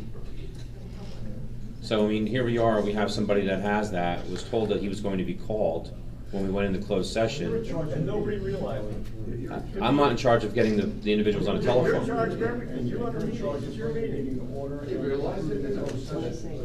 Yeah. Council President, if it's your meeting, can we go through the rest of the business and come back to this, please? I don't think, Mr. Jeniak, I don't think it's gonna change Mr. Jackson's mind. I mean, this has already been a collaboration before the meeting even commenced of what was gonna take place.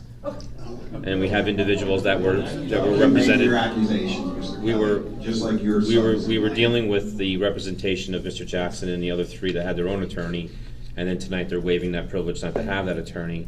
So it'd be even a conflict potentially of them even participating in this vote at this current moment. But the motion that they have on the floor, and it's seconded by Mr. Sackett, are not going to recognize that you were disenfranchised of being part of a closed session that you were told that you were going to be a part of and be called to participate with that. And no one said anything of it until after the meeting had ended and we came back on the record. The clerk had And why informed not, us. Council President, why not? You know what? When all of you sitting up there had Mr. Jedniak's cell phone in your cell phone. I don't. My phone was off, Mr. Yatrafano, so I didn't get a call from anybody until I turned it back on. Yeah, why not? See if you call it. So. Called in right away after the meeting.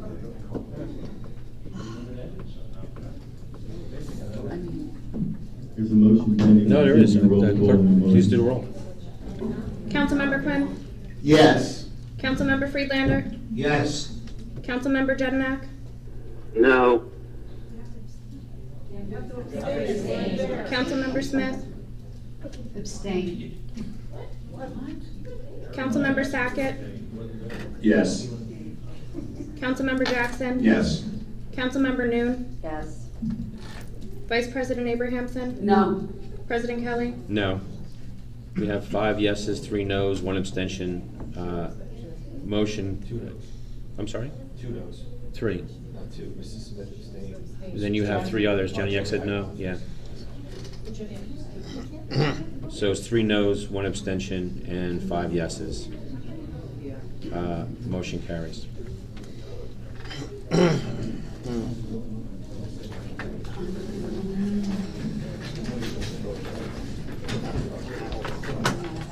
Can I go into ordinances introduced now, gentlemen? Or do you have any other motions you want to bring on the floor? Not yet. Nothing pre-game? Ordinance 19-18, an ordinance of the Township of Rockaway in the County of Morris, providing various capital improvements for the Township of Rockaway. This I'm going to move to old business, just that we have some discussions on that. This is referring to the capital bond ordinance that we've had that's failed on several occasions. So just are going to have some discussion on that into old business. We're going to move that. What is that, 1918? Yeah, we're going to move that to old business, so we can address that. Number 2, we have ordinance -1919. And this is an ordinance of the Township of Rockaway in the County of Morris, New Jersey, providing for the acquisition of computers and networking equipment for the Department of Information and Technology, including all structures, work, equipment, and materials necessary, therefore, if incidental thereto, from the Reserve for Information Technology acquisition and appropriation of $100,000. Do we have a motion? I'll motion. Second. Mrs. Smith and Mr. Quinn on the second. Any discussion? Seeing none, clerk please do the roll. Councilmember Quinn? Yes. Councilmember Friedlander? Yes. Councilmember Jednak? No. Councilmember Smith? Yes. Councilmember Sackett? Yes. Councilmember Jackson? Yes. Councilmember Noon? Yes. Vice President Abrahamson? Abstain. President Kelly? Yes. We have 7 yeses, 1 no, 1 abstention. Motion carries. We have number 12 is the consent agenda.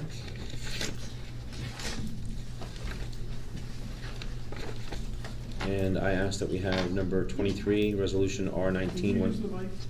I'm sorry, it is on it, I'm sorry. I put it towards the phone so Jenny can participate too. Sorry about that. And aren't you sharing mine? We are, but it's okay. Number 23 would be R19-169, to move that aside.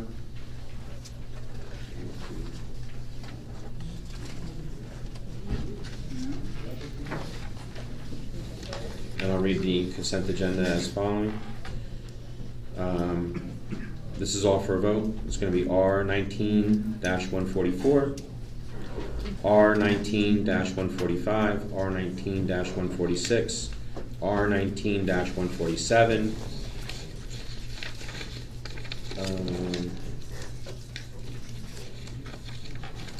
R19-160, I'm sorry, 148, R19-149, R-19-150, R-19-151, R-19-154, R-19-155, R-19-156, R-19-157, R-19-158, R-19-159, R-19-160, R-19-161, R-19-162, R-19-163, R-19-164, R-19-165, R-19-166, R-19-168. Do I have a motion? So moved.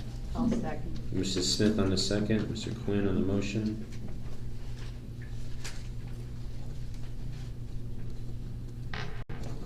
Clerk, please do the roll. Councilmember Quinn? Yes. Councilmember Friedlander? Yes.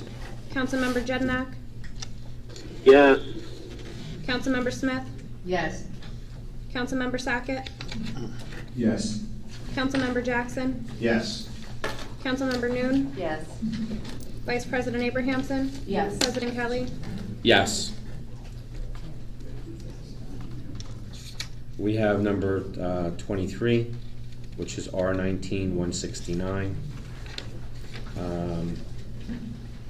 Do we have a motion?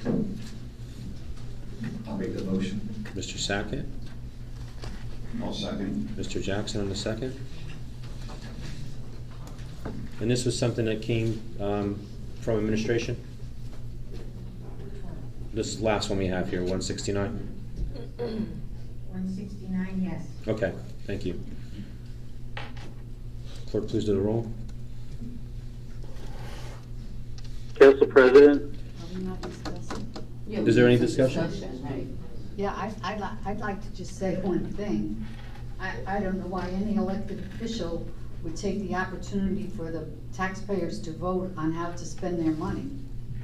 Want to take that away from them. I just don't understand that. Agreed.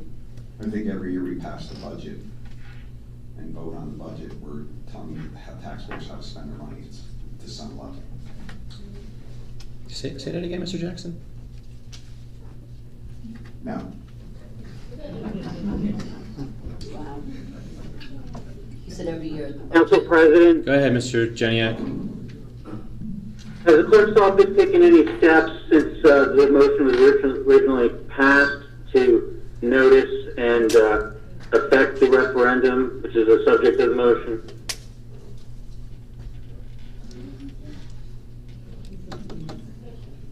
Could he repeat that question? Mr. Jeniak, could you repeat that again, please?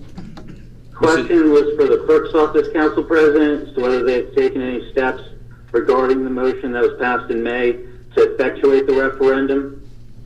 I've had several discussions with the I've had a few conversations with Mrs. Seeger about the process. I've had several discussions about the matter with Mr. Kelly. I don't understand what you expected me to do. Isn't there a process to actually cause the question be placed on the ballot for referendum?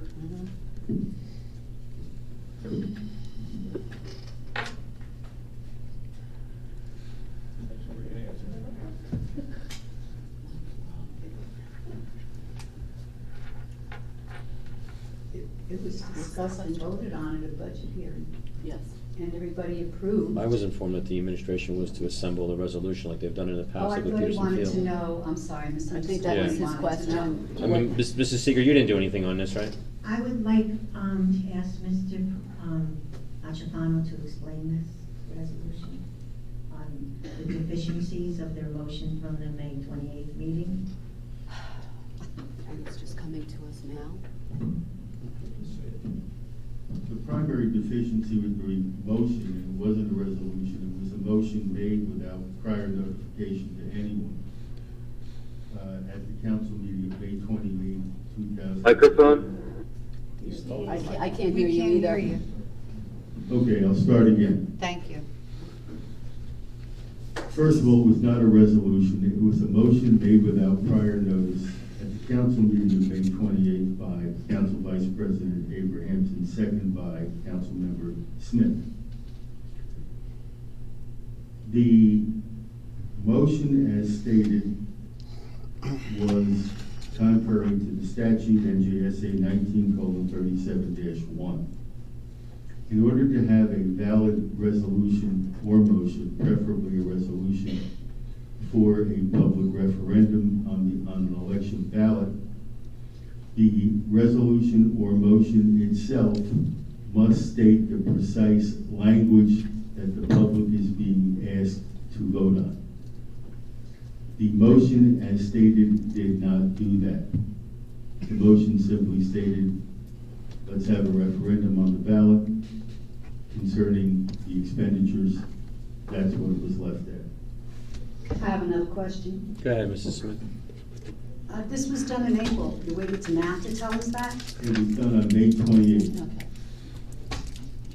May, all right, May And you'll 28th. pardon my lateness in advising you, but if I were to have responses ready for all the non-noticed motions and resolutions that have been introduced by the former council majority over the past year and a half, I would quit the practice of law and become a Svengali.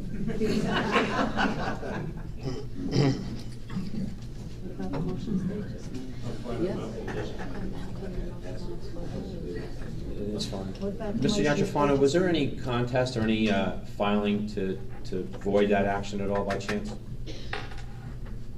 I mean, it's been beyond 45 days since that had taken place. Was there any challenge to that motion whatsoever in the court? I'm not sure, there's no 45-day rule when it comes to the council vacating its prior action by motion or resolution. So there was no challenge of it whatsoever, of the motion that took place by a member of the public or anybody? It's not an ordinance, Mr. Kelly. I'm sorry? It's not an ordinance. I understand that, but it was something that took place at a meeting, and if any action that took place at a meeting, one could challenge though, correct? And that is, I believe, what this resolution constitutes. Right, but what is the time frame that one would have to challenge that action? There is none. There's no limitations on it? No, Mr. Kelly, there is not. So in form of a prerogative right, there's not a 45-day rule? You're referring to a time limit for filing a court action, which has nothing to do with what we're talking about here. Thank you, Mr. Yatrofano. Council President, Mr. Jeniak? what is the deadline for placing an item for referendum on the ballot? August 16th. So it'll be 3 days from today? That's correct. Isn't that what you informed us, Mrs. Seeger? I didn't inform you. Miss- did. You did? The statute says 81 days, Mr. Kelly. So whatever that translates into. Yeah, is it the 16th of August? I believe it's Yeah. the 16th. I think that's higher someplace. So if, Mr. Yatrofano, if this was something that wasn't correct, why are we rescinding it then? Why would we rescind an action that you're saying is null and void anyways from the action that took place on the 28th? Because it remains on the books, if, as it were, as an incompetent document unless and until it's corrected by subsequent action of the council. Okay. But this resolution, as it presently stands, subject to the vote that's going to be, the motion as it presently stands, subject to the vote that will be taken tonight on the resolution, could not have resulted in a referendum because it's incompetent as a matter of law to require the county clerk to put it on the ballot as a referendum to vote on. But this is a motion to rescind or vacate that original motion from the 28th. No, it's a resolution to vacate the motion that was made on May 28th without prior notice to anyone. Any questions, Mr. Jeniak? Council President, is tonight the first time that the clerk's office was informed of any deficiency with the May 28th motion? Did you receive any information at all? When I was given the resolution, I think I was told that there was a deficiency. In verbally or writing? Not in writing. Okay. Does that answer your question, Mr. Jeniak? By whom? I believe it was a conversation with Mrs. Seeger. Did the clerk's office request a resolution in a form that would have been considered valid? We didn't know it was invalid. Yeah, we could have, So how could we? if there was a deficiency, we could have corrected it within a time frame. It's not like we have to discuss it. We've asked in several meetings. And Mr. Yatrofano, I mean, just a simple question. Was there a reason why there was a delay to give us this information? How long did you know about it? Came to my attention concerning the specific statutory infirmity of the resolution. I'm not even sure, since it was, I've stopped calling it a resolution. I'm not even sure when I saw a transcribed version of the motion, or if I ever saw one. It's probably in the minutes of the May 28th meetings. It was in the minutes. Does he receive the minutes? Yes. Yeah, it was in the minutes that you received. And I can't honestly tell you when I received the minutes of that meeting. I know they were not on for approval tonight. I don't recall reading it in the minutes, so Yeah. that's all I can tell you, Mr. Keller. Okay, and those minutes had passed for the 28th meeting. I have a question. Go ahead, Mrs. Abrahamson. Respectfully, Mr. Yanchafano, how many times has this been brought to a discussion, do you have any idea on the dais since May 28th? Do you have any idea how many times this has been brought up here for another vote? And it's never been brought to our attention about any deficiencies? Do you have any idea at all how many times? I'm not sure why I should have an idea.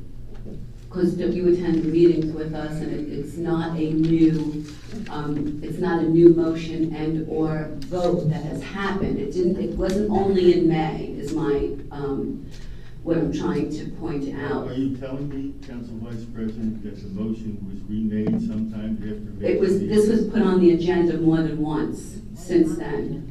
It was not on the agenda previously. This is the first time it's been on Wasn't it on this resolution has been on the agenda. No, what we had was when we were dealing with budgets and Mrs. Palmieri being in a presence at that time, we had made an agreement of the council to put it on referendum for what we had. Mrs. Seeger, I don't believe you were there. I was not. And then moving forward, because we did it by like a straw vote, or we all concurred, out of the 6 of us, Mrs. Seeger was not satisfied with that, so then we did it by way of motion. She never said that the motion was deficient or we needed to. Asked me if it was deficient. You didn't inform us that it was deficient, but now you are. My question is, And I will add, Council President, that like many things, the township ordinance requiring the township attorneys to approve all ordinances and resolutions and presumably motions was not honored in this case as well. But there was a motion that was made by Mr. Jackson in regards to the settlement on that. Did you prepare that for him? The thing I just did? Yeah. Did you not see me writing when he was talking? No, I'm just asking him. He said that he prepares all of them, and I'm just asking if he prepared it for you. No, some Answering the question, if you would have watched me in there, I was writing, those are almost the words that Mr. Denninger said. I was writing it down as he was saying it. No, I was just asking him. Mr. Denninger's not the town attorney. I think that's why Mr. Perone corrected what I had written. Is there anything else, Mr. Geniak? No. Anybody else for discussion? No, I don't know, no. Clerk, please do the roll. Councilmember Quinn? Yes. Councilmember Friedlander? Yes. Councilmember Jednak? No. Councilmember Smith? No. Councilmember Sackett?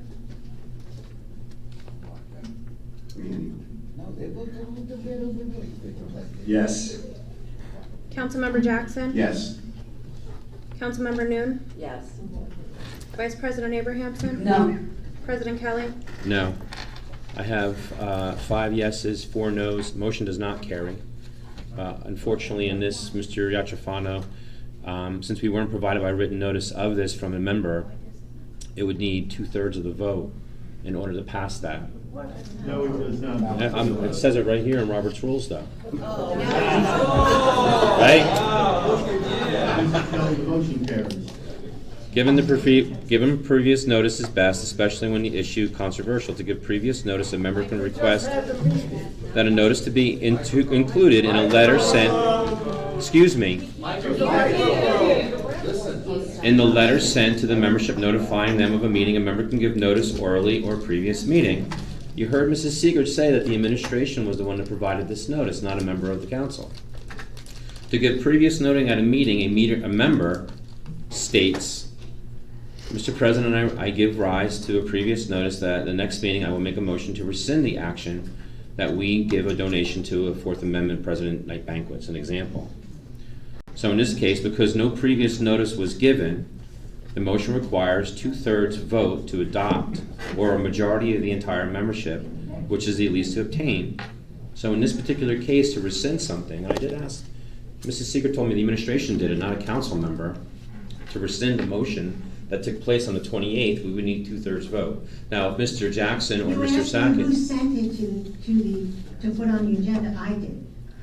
No. You didn't ask me if someone asked me to do it. Well, you didn't put any of that in writing or not. So, I mean, the member would actually do it. But in this case, we need 2/3 vote to pass that motion. Now, The council received notice of this resolution. not from a member of the council, Mr. Yatrofano. It clearly says it right here in Robert's Rules. So when it works in your favor, Well, they did it last time too, Mrs. Degman, and it applied and worked for them, so the motion doesn't carry. We're going for council appointments, number 13. We have zoning board of adjustment for a full member, Richard Honorable. Honorevoli, I'm sorry. Do we do one at a time, or do you want to do all in one shot? I think we can do them all. Is everyone okay? Does with everyone doing do them in one at a time, or? I should do them one at a time. Okay, so we have the zoning board of adjustment full member. Do I have a motion? Motion. Do I have a second? Second. Abrahamson on the motion. Second, Mrs. Smith. Clerk, please do the roll. Councilmember Quinn? No. Councilmember Friedlander? No. Councilmember Jedinak? Yes. Councilmember Smith? Yes. Councilmember Sackett? No. Councilmember Jackson? No. Councilmember Noon? No. Vice President Abrahamson? Yes. President Kelly? Yes. So unfortunately, we have 5 noes and 4 yeses. The motion does not carry for Mr. Honorelli. That's a shame, gentlemen. Yeah, it's a shame. 32. Number 2, we have firefighters. We have Timothy Vassie. Did I say that correct? I believe so. We have number 2 is Timothy Bloomfield. And then number 3, we have Dennis Crothers. Do I have a motion? I'll motion. Mrs. Smith? Second. Mr. Freelander, a second.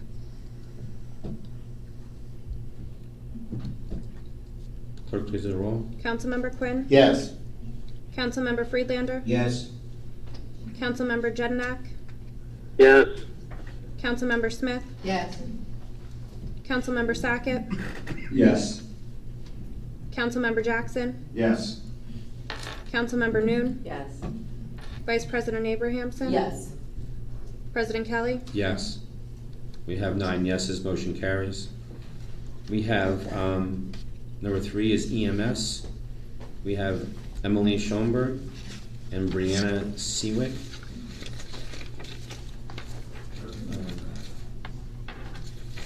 Do I have a motion? I'll motion. Mr. Jackson? I'll second. Mrs. Smith on the second. Clerk, please do the roll. Councilmember Quinn? Yes. Councilmember Friedlander? Yes. Councilmember Jedinak? Yes. Councilmember Smith? Yes. Councilmember Sackett? Yes. Councilmember Jackson? Yes. Councilmember Noon? Yes. Vice President Abrahamson? Yes. President Kelly? Yes. We have 9 yeses, 0 abstentions, 0 noes, motion carries. Congratulations to those.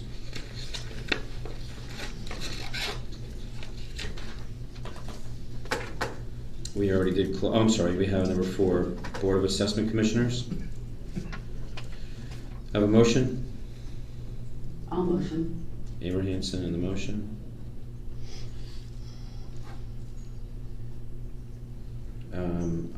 I'll second it.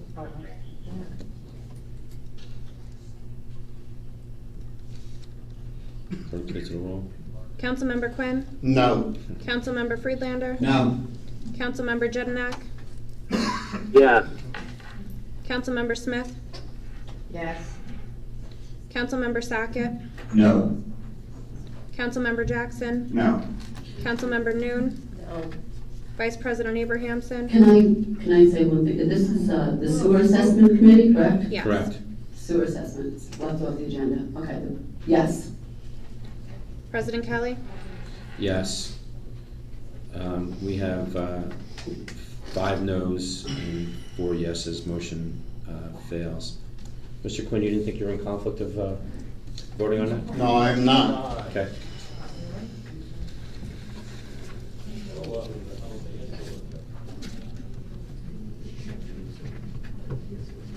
Council President, Mr. Geniak? why might there be a conflict with Councilmember Quinn? He is a recipient of the sewer that's going to be assessed that he hasn't paid. Yes, I believe there is too. I think there's a $16,000 to $20,000 amount that may be collected by, Again, that's what you say. This says the Board of Assessment Commissioners. for the sole purpose of the sewer assessment. That's not what's on this agenda list. No, Thank you. That's okay. Thank you, Mr. Quinn. How did that happen, but it's not on the agenda? Because the board is actually called the Board of Assessment Commissioners. It's not a sewer assessment committee. It's a Board of Assessment Commissioners for the purpose of the sewer assessment Okay. evaluation. Yeah, Mr. Quinn's It's in the backup document. Yeah, he's been informed of that. I think I read that, yeah, okay, thank you. I had moved the introduction of ordinance 1918. 1918, I'm sorry, into new business. And we've had a lot of discussions and some difference of opinion on certain stuff with regard to this issue at hand. I'm sorry? Yeah. So, do you want to say something, Ms. Abraham? No, I got the two mixed up. This is the one I was talking about that was here several times, at least 4 or 5 times.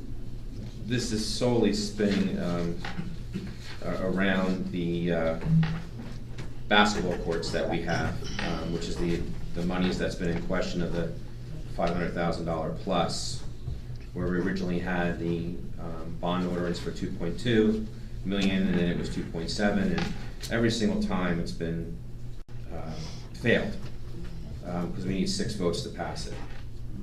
So I know that Mr. Jackson has had some interest in it, and I didn't know if, Mr. Jackson, if you had some stuff that you wanted to say, or had some questions on it from when we talked about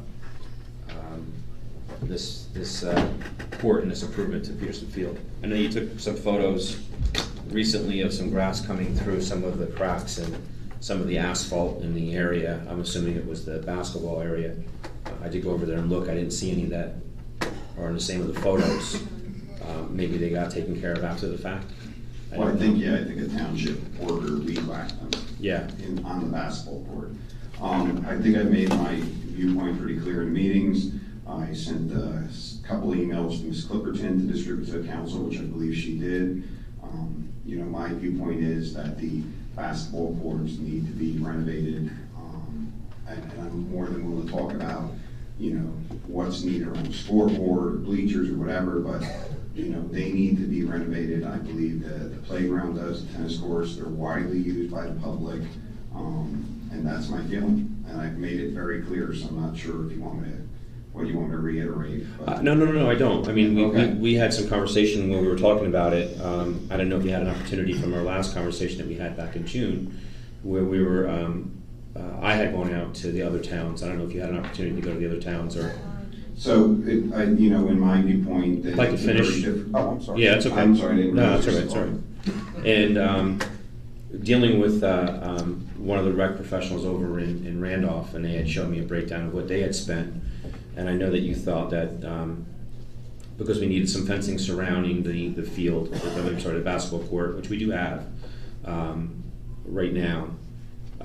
Their total cost was $102,000 for 2 regulation courts, with completely demolishing the original courts that were there, constructing it, doing new sub base, doing a new coating on top of that, new equipment all the way around, and they came in at a far lesser cost than what we were looking to spend at $402,000.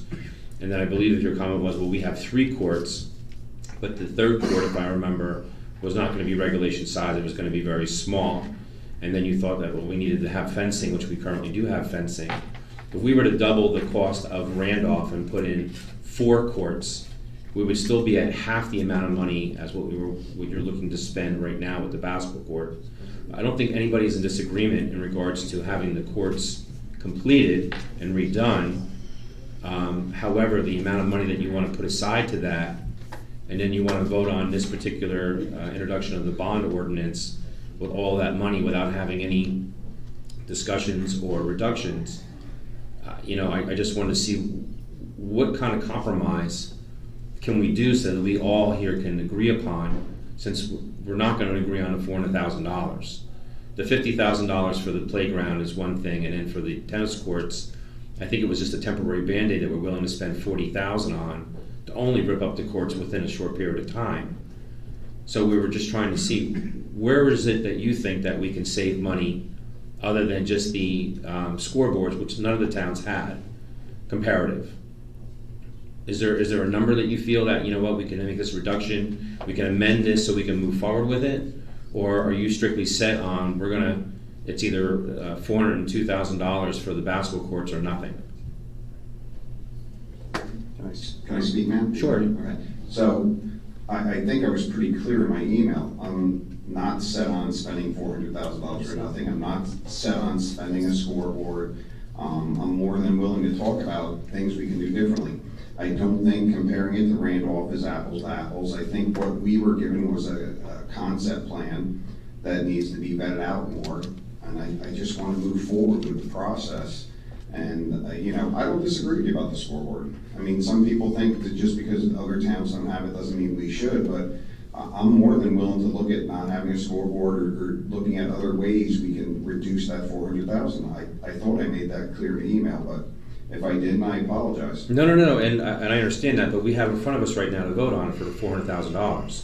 And I'm asking you, what is a number that you want to reduce it to, based on your analysis and all the work that you've been doing and taking photographs? Where are you coming up with? I didn't do any analysis. Okay. I kind of compared what you listed for Randolph, and I used some common sense and looked at their layout and their design and what we have in our situation. I didn't do a lot of background checking. I took some pictures of the court because there's grass growing out in the middle of the court. So I think that's a problem inherent with the court. We had the same up in Telemark too. Yeah, well, then maybe we should look at that next, but I'm just saying, that's my point. I think something needs to be done on a permanent basis to fix the courts. I'm not, we could sit down and go through and determine what we think it should cost, and I welcome administration putting something out there at a lesser amount. Well, why don't we then, if that's the case, since Mrs. Ferrante, I know she's had some information, you were very able to receive some information to review. I haven't had an opportunity yet. I have requested several times to get those documents, and been declined each time. Did you request the documents, or you requested to meet with her? I requested documents for her. I didn't request the documents. I requested to meet with Yeah. her in her office. I wasn't given any documents. I just need to look at the at office. I know, but I mean, I think we can agree. I mean, I have somewhat of a background of that. I can just look at the documents rather than take the time with Mrs. Ferrante. Ms. Seeger, in a situation like that, with giving out those documents, threaten the bid process potentially? Yes, as it was explained that Mr. Kelly did have his eyes on those when they were handed I out had- and handed back in. I had to give them back to you the next morning, Mrs. Seeger, from 11 o'clock at night. So with that being said, can we then table this to the next meeting, and between now and then we can come up with another amounts that we can reduce this, so we can maybe move this forward? Because you need 6 votes to pass it. How does this affect the other bond things that need to be done? I mean, if we wait till the next meeting in September, You voted no on it 4 times, Mr. Jackson. I have a question. If we change the amount, is that a significant change where we couldn't have a second reading if we introduce this as is and do our homework and reduce the amount, Ms. Dashapana? Why can't we just remove that portion to the next meeting and move forward with the rest of the work that needs to I be mean, done? why can't we still? But I don't understand, Mrs. Seeger. Can I ask a question? Sure, Mr. Freeland. Let me get her done first. I'll get to you. Yeah. Where, yes, substantive, where it would affect it if we're lowering the amount. Just because the money's in there doesn't mean that we have to spend it. That's kind of, I think we're missing that point. But it also allows you to spend it, though. Oh, absolutely, but that would be saying that that I'm gonna be reckless, that the council as a whole is gonna be reckless, and I don't feel anyone up here has been reckless with the dollars in terms of projects and things like that. I feel all 9 of you have been cost conscious and have looked at the dollars through the budget meetings. I applauded all of the entire council for going through the budget meetings and going through the line items and looking at things. And it's excellent, but just because we're approving it doesn't mean that we're gonna spend it. And I understand what you're saying, we can spend it, but I'm just as cost conscious as the next person. But you know what, Mr. Mayor, though, we've been asking about this for a long period of time. I mean, when we first had the issue with the basketball courts where JIF came into play because somebody complained in April 2018 about the tennis courts, it morphed into something huge because of the curbing, the drainage, and the settling of the catch basins. It did. We had an opportunity at that time to invest, 20 grand to resurface the entire courts and be done with it, and we didn't. We did a patch job on that, only to rip it up all over again. So, through that time and where we're at right now, and we deal with the budget sessions and this money coming up, which you were part of this, so you had full awareness of this 400 grand. And then we're waiting on Keller Kirkpatrick from their September of 2016 obligation to provide us with this information to make a fair justification of how much money to spend. We're just sticking with that. But now we have, now we have evidence from another town. Randolph has got phenomenal facilities there that show that they have actually spent far less with a great product. And for some reason, we're not willing to somewhat review that, or maybe even reach out to them. No one said that. No one's going to Well, review that. well, Nobody said that. We're just looking to approve a dollar amount so we can possibly move forward with the project, and that we can move forward with that and get that done. No one said that we're not going to look at different things. You heard Mr. Jackson say that we may look at scoreboards, we may look at the substrate. There's different types. Haven't seen the Randolph proposal. When I went in to look at the basketball courts, and I sat down with our engineering, there were options that were given to us. And there's service life on certain types of substrates. So there's a cement substrate that has a longer service life as opposed to asphalt, or your basically your roads are made out of bituminous concrete, whatever you want, technical terms you want to use. And there's different service lives to those substrates, to the surfaces. So I don't know, in all fairness, I don't know what substrates Randolph has. I don't know if their topography is different. That I don't know if our area is unique, where we have to do a little bit of excavation and level things. I don't know that. I don't know if we are comparing apples to apples. But even if we did do that, though, we got a John Deere 50 now. We have. Listen, Mr. Kell, we could go on. I know, but I'm just saying that what we have here, though, is 400 grand, and you're sticking to a number rather than let's look at it, and then we can kind of come close to that number. Because again, there's no mechanism to stop spending it. If we cap the limit and we went like half, which is double Randolph, which we're never going to achieve that amount from what Randolph did versus what we want to do. I have faith in this council that they'll be cost conscious. I have faith in the administration that they're going to. So then let's look at it then, and then we can table this for next. And when we go out to bid, you will have a final say if we approve the project or not. Correct. You will get another chance to say if you want to spend that money or not. Is there anything stopping now to send it out just to get an estimate or a cost analysis from somebody else? Yes, because I don't have the funds. I never put a bid out without having the funds. And you can't do that. But when we had K&K do it, did we have the funds then, or is there a different mechanism? We didn't have, the K&K was a professional to give us the mechanism for the design. We had the money for that. We did not have the money to go out to bid. But they gave for you a the cost project. analysis though for it. Is there somebody else that can give us another cost analysis in regards to that? I mean, Mr. Fierro, Paul Fierro, and But they giving us a cost analysis, it doesn't mean that's what the project is. It's an estimate. We don't know what the project will be till you go out to bid. When the bids come back, then that's the amount that it costs. But we also have proof from another town that The have money done work. can't be spent without council approval. You can vote on this tonight, this can be approved, but the money cannot be spent once the project begins, after we go out to bid. They're gonna spend it no matter what. Excuse me, can I just ask, when you go out to bid, I didn't do the litigation, sir. Talk to the mayor about it. Yes, Mrs. Smith? excuse me, when you go out to bid and you get 3 bids, correct? I don't know how many bids we're gonna get. I could get 20, I could get 10. It depends on who Okay, I'm trying to just It's not clarify. a quote. All right, so you get 1 bid, say it's 275,000. That's great. Yeah, I'm just, Yeah. so that's deducted from the 400,000, the rest is removed from the, No, we just wouldn't go out to bond. Is that? I'm trying to clarify this. Or it would be used for a future Peterson project. It would not, we wouldn't spend 4, we would only spend the 275. And what would happen to Transfer the resolution. balance of that money? Transfer resolution. It would be, no, it would either be canceled because it's in a bond ordinance, or we simply wouldn't bond it, or it would be. And who repurposed for determines something that? else. The council.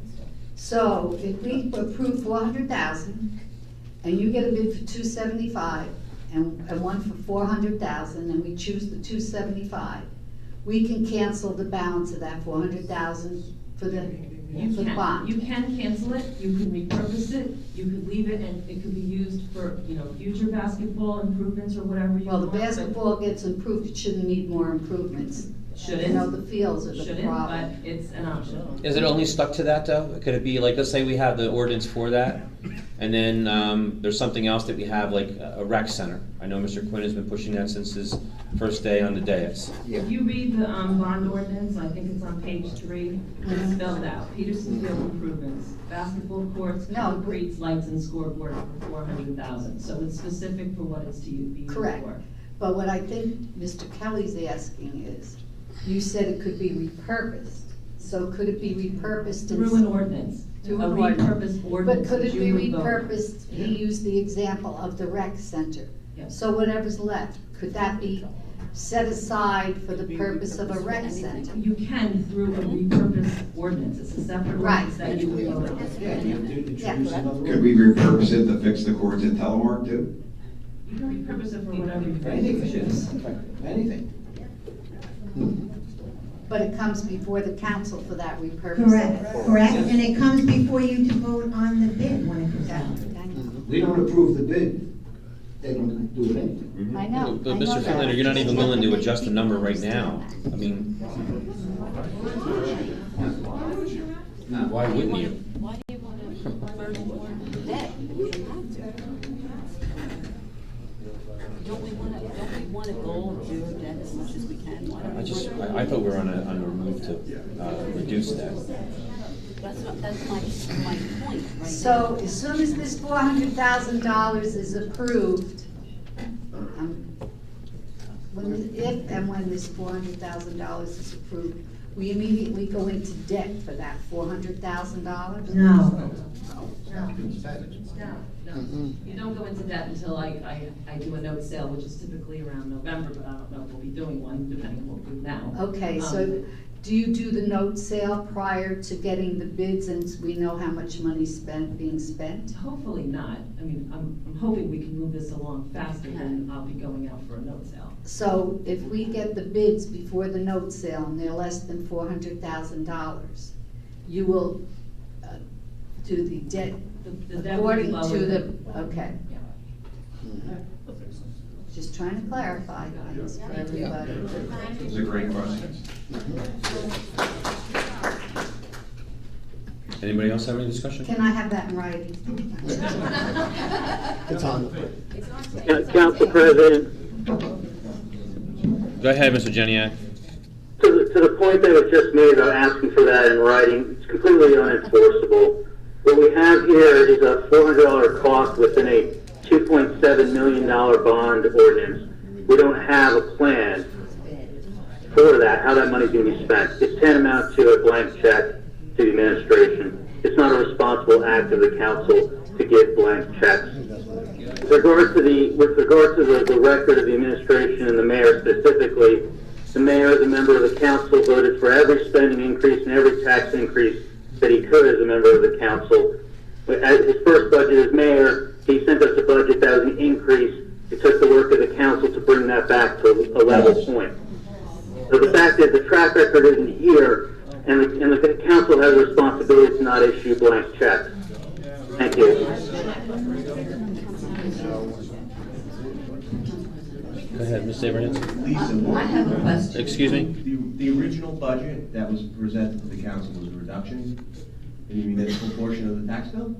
I believe it was. Okay. So, I have a question. I'm gonna ask Mr. Jackson this question. I think back in February perhaps, there was discussion about funds appropriated for fields. I believe that discussion came between you and Mr. Palumbo on the dais here, and how disappointed you were that they never were used the way they should have been for the fields. I think that was a major concern back then with you. And I think that without the appropriate plan, and all this time, it could have been passed if we had gotten what we've been asking for. okay? For over a year, as Mr. Jednak said. I think our job is to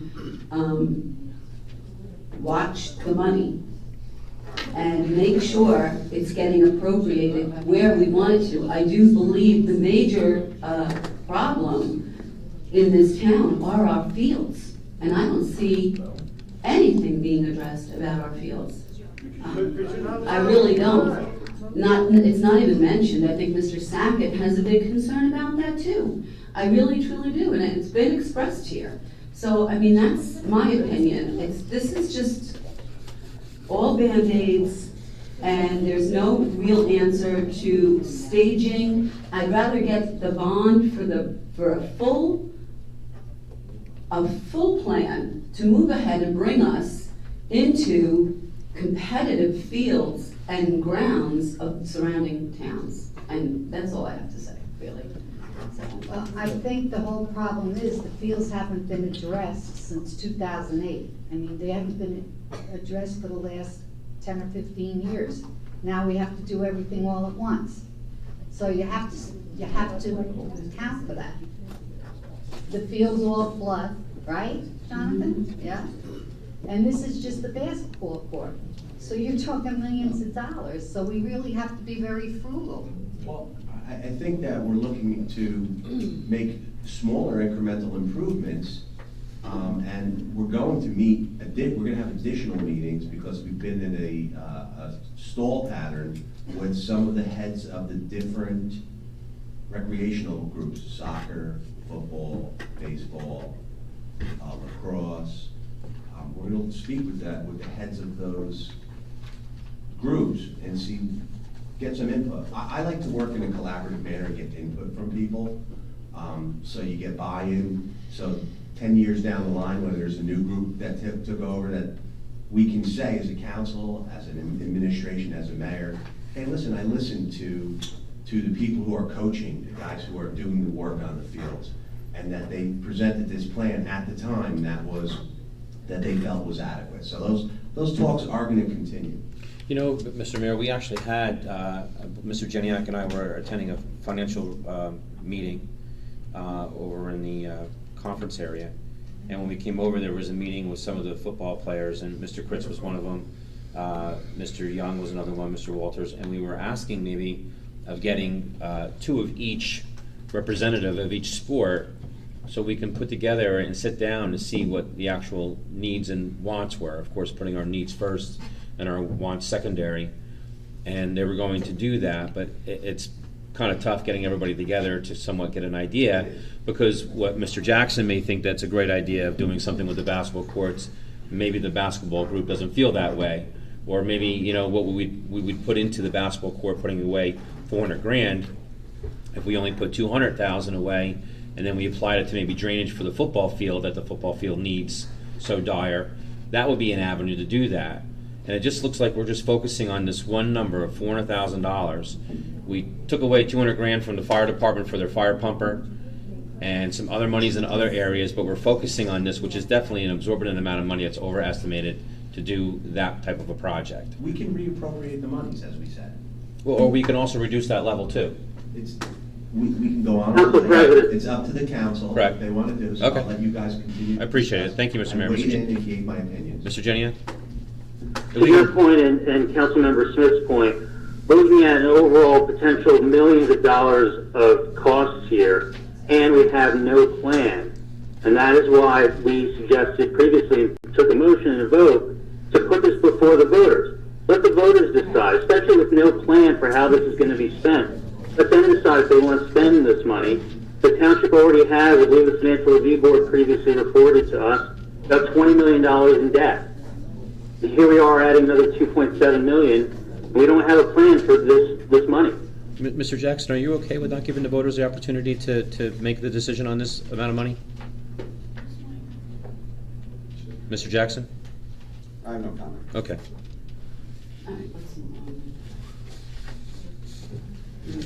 And do you think if it went on referendum, do you think it would pass? Mr. Jackson? I have no comment. I'm not Thank you. engaging No, that's okay. in banter with you. Thank you, Mr. Jackson. Can I ask Mr. Jackson a question? Go ahead. Do you have an amount that you would Microphone. want to reduce it to? Oh, I pressed it twice. Yeah, I honestly don't. I think it's up to them to come back and get the bids and look at the specs and give us options. And I think that's what I asked for. That's what I think it's up to. I'm not an expert in it. Nobody here is an expert in this. I can tell you, I've been to the Randolph courts, the topography, the ADA compliance need, and all those things are vastly different than what we have in Peterson, but I'm not an expert. So I would look for them to come back and, you know, put a number out there after they go out and bid it out. Funny you mentioned ADA compliance, we're still not ADA compliant on the gazebo at Parks Lake, Correct. We're looking into that. Correct. We've been looking into it for over a year. Thank you. Yeah, Okay. there's not even a CO still. Is there any more discussion? No. Thank you very much for participating in that. I was hoping that we would have a different outcome of maybe having a number that maybe we can reduce this to move it forward. Go ahead, Mr. Freeland, I'm sorry. So what are you doing with the ordinance to introduce? Because I was hoping that we can table it in between now and then. I want to make a motion to vote on this, to adopt, Second. It would be to introduce. Yeah, we introduce it. to introduce it. Yeah. I can open it up for that motion. I'm not moving it anywhere. I was just hoping we would have a consensus because we still have the 16th of August to meet the requirement deadline for the, to be on referendum.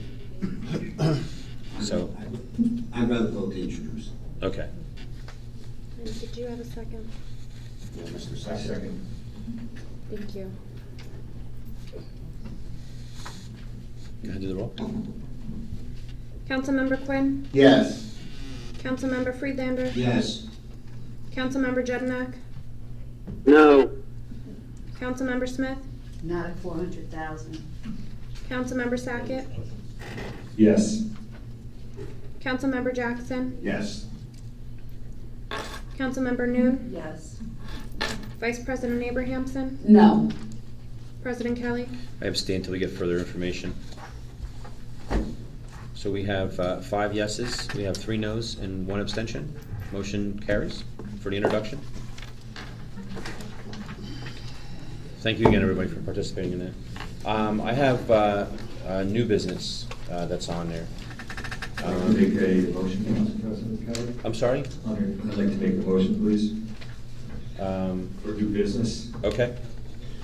I'd like to make a motion to remove from the agenda under new business the rules and regulations for the volunteer fire department. This is the function administration, and I'd like to hear from administration about this item. I second it. Wait a second. Well, the administration can talk about it, Mr. Sackett. Making the motion to remove it, and then I want to hear, I'd like to hear from administration about this. That doesn't... Council President, that sounds contradictory. Mr. Waters, please. I'm not understanding. Mr. Waters, I've asked you several times, please. That's all. I mean, I'm just asking for the courtesy. I understand that, but you know what? You create it, and then when you do it, then everybody feels everybody else can do it if it continues.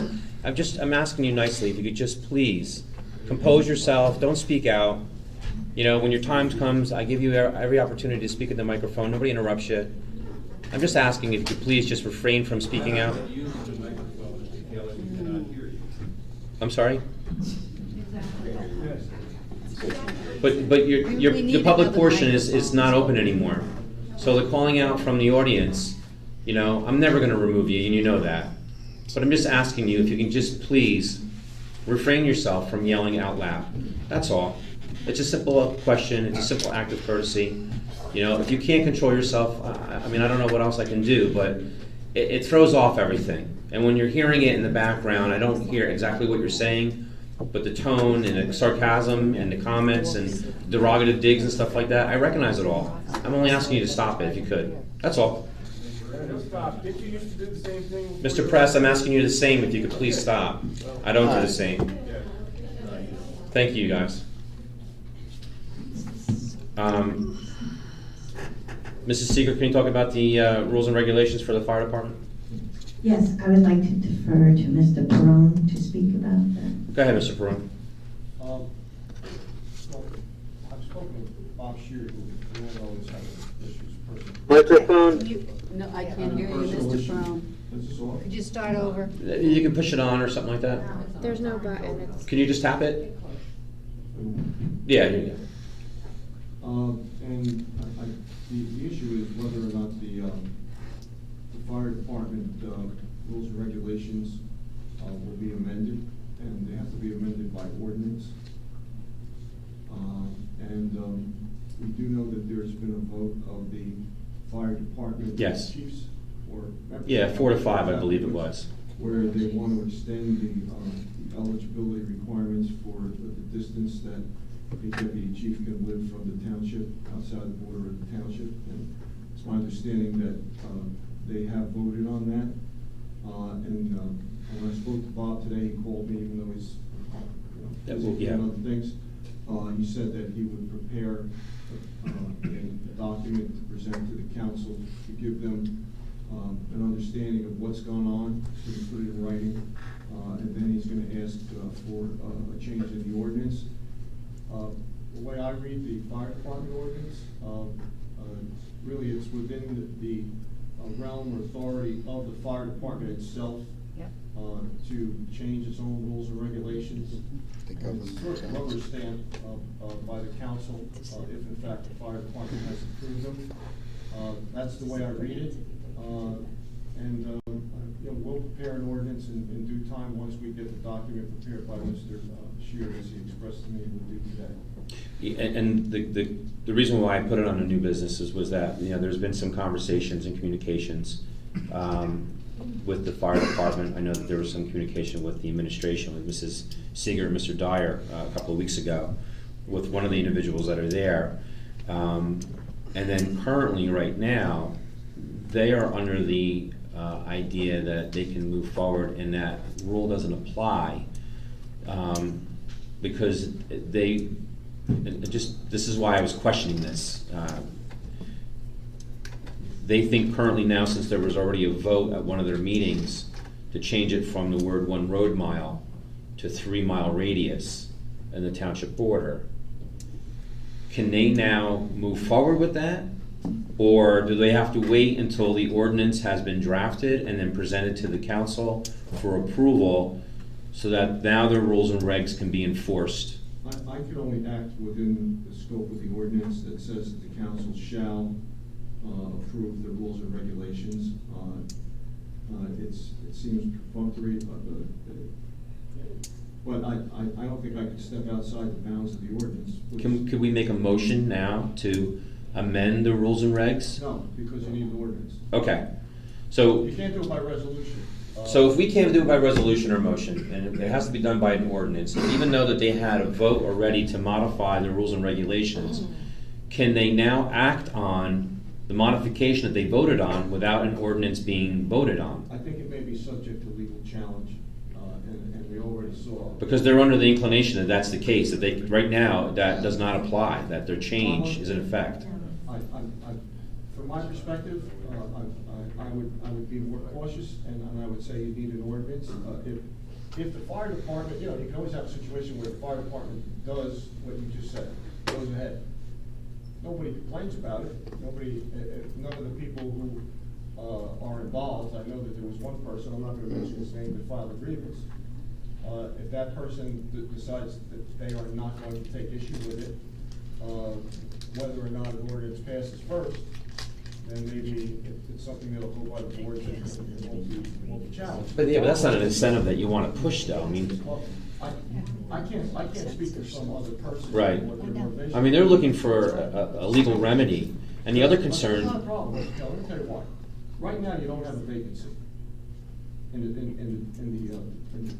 position of deputy chief. It's my general understanding that the way it's set up, that deputy chief may become the chief as of January 1. And the situation is that on January 1, that the deputy chief seat would be vacant if in fact something wasn't done. But to promote this and push it forward now, it's not going to change anything because the deputy chief will remain the deputy chief till the end of the year. Well, yeah, but they have an election now. Well, so they can have an elected. So if there's an election that's now and the eligibility is not going to be in the policy or the rules and regulations lawfully, then that election that took place could be voided because they don't live in that radius that they're changing it to. This is why I'm saying wait for the ordinance. Well, what I'm saying is they believe right now that. I get it, but I'm saying it's not gonna change anything for the fire department, because we'll have enough time for Mr. Shear to make his presentation, for it to be presented to the council, for a first and a second reading, and they can vote at whatever time they decide to vote before January 1 of next year, and there will be no vacancies. But they're looking, but the election, it's The now. fact that they're voting, and if there's. Mrs. McCormick, when's the election? It already took place in July. It took place, but. And then there was no consent of that person. Correct.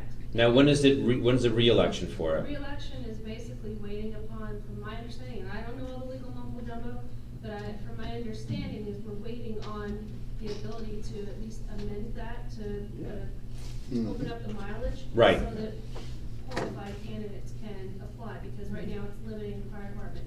And I don't know the legal repercussions, I just know we're just waiting on that, and we can't have an election. So we can redo an election, but I think the hope is to redo. Have it done first before the election is taking place. Yeah, I think, and I could be wrong, we can't do the election. But like I said, speaking to some of the members, they are under the idea right now that they can move forward with having an election. They'll do so at their own. Well, I'm just telling you what I was informed. If they do, they will do so at their own peril, from the perspective. Well, they want to do it lawfully, they don't want to have an issue. Well, I don't know what the individuals, who are involved, are going to do. But if they wait for the ordinance, to accept the change, which is, from my understanding, is gonna be just a rubber stamp, then in fact, whatever that change may be, if it turns from 1 mile to 3 miles or whatever it is, then they'll have an opportunity to vote for a deputy chief, who qualifies, who may live within that 3 mile, I'm not sure if it's a radius, I think it's a radius. It does say the change is radius from one, there was no definition of road mile. So, two of the individuals, I think, live within a mile, but there was no definition of the road mile to define that. So then they all agreed on having it 3 mile radius of the township border. The other thing is that there are actually 3 documents. There's not only are the rules and regulations and an ordinance, there's also bylaws. Yeah. Now, neither Well, even their SOPs, there's some conflicting. Well, but neither the ordinance nor the rules and regulations address the vote. The bylaws do. And the bylaws, they can change them whatever they want, because they don't have to be accepted by the township in the context of the ordinance. It's just the rules and regs that have to be accepted by the township. So if they wanted to change their bylaws to allow for another vote, they can do that, and they don't have to ask anybody. The problem is that the rules and regulations still talk about qualifications of the deputy chief. There's still a roadblock. It doesn't deal with the vote. Vote's strictly bylaws. Well, there's still eligibility, though, that they want to resolve, so they can have that vote. And that's the problem. Yeah. So they're gonna vote on the eligibility No. of the individual who lives a certain distance. And not getting into it with the other individual that's involved with it, is it something that another person can draft the ordinance so we can move this forward? So that, what it is that this has been going on for close to 3 years, even prior to the current fire director. And there's some other stuff that's been going on that the fire department would like to change. Is there a way that maybe we can have maybe a? Well, you have to work with the director. That's in the ordinance. And it's unfortunate. Does the director have to write the ordinance? He's providing a document to the The attorney. department has to work for the director. Okay. In order to make the presentation. That's the way I review it. Okay. But I'm hoping it's sooner rather than later. He said, I talked to him today. No. Under the circumstances, absolutely, but again, these are things that have been going on for, I was just wondering if there's a way that we can expedite. Here are firefighters and EMS that respond in seconds and minutes to calls. And here they are looking for something to do and change, and it's been going on for quite some time. Again, it has no reflection of who the director is now or then, but the amount of time that lapsed on all this stuff for that length of time, if there was a way that we can have a better continuity between the fire department and our administration, or do we need to have a liaison to somewhat circumvent some of the concerns? Everybody's shaking their head, but here we are 3 years out. No, I'm not shaking my head. No, Mrs. Seeger was. No, that's what the director said. That's why the director is Yeah. what he is. He is the liaison, de facto, if not in name. The other thing is, like I said, there will not be a vacancy in deputy chief until January 1. There's plenty of time to get this resolved. Yeah, without- but they're still looking for an election now before then. I'm just telling you Mrs. McCormick, I'm only telling you what I've been conveyed to, that's all. I don't really have anything more to tell you, that's what I know. Okay. So no matter what, they need an ordinance to be approved by the council in order to enforce the rules and regs for that change from 1 road mile to 3 mile radius. Okay. Is there a way we can shoot an email over to them to inform them of that? I spoke to the chief yesterday, and I told him Mr. Sheard has his answer. He will give it to him as soon as he can. He has no problem waiting. Okay. That's Mr. Heath you're talking about, Chief Heath? Yeah. Does anybody else have any, Mr. Sackett, you have any questions? I do. Go ahead, Mrs. Smith. I just want to know, do you think it'll be ready for September 10th meeting, the ordinance? What's today? August 13th. Right, I would hope so. Okay. It'll be initiated by Mr. Sheard, and then from that point, once I get the directive, it's not gonna take. Okay, so that you can they can at least be advised that it should be ready by the September 10th meeting, and then the second meeting, that's the introduction, the second meeting would be the approval. Yes, and then you gotta wait so many days, and then they can go ahead with their election. How many days? They can take 20 days. Oh, okay, thank you. Yeah. Now, if there was one individual that was involved or is abstained from that, if one was to challenge that, would it stall or stay the ordinance and have to? No, they would have to, they can challenge whatever they want to challenge at that point. Yeah, but nothing would. I can't, look, I'm not gonna get in, first of all, I'd have to see what they're challenging and in what respect before I can make a comment on it, but. Yeah. But if the township passes an ordinance and if the fire department, adjusts the rules and regulations, I saw the grievance, had nothing to do with the regs. Microphone. Ordinance, it had to do with the bylaws, which is why, the township really didn't. Yeah, I don't want to get into the grievance part of it, though. Okay, thank you. That's informative. On to reports. Council Mr. Jeniak. Go ahead. Mr. Jeniak, go ahead. Council President, per the code, ordinances take effect 30 days after adoption.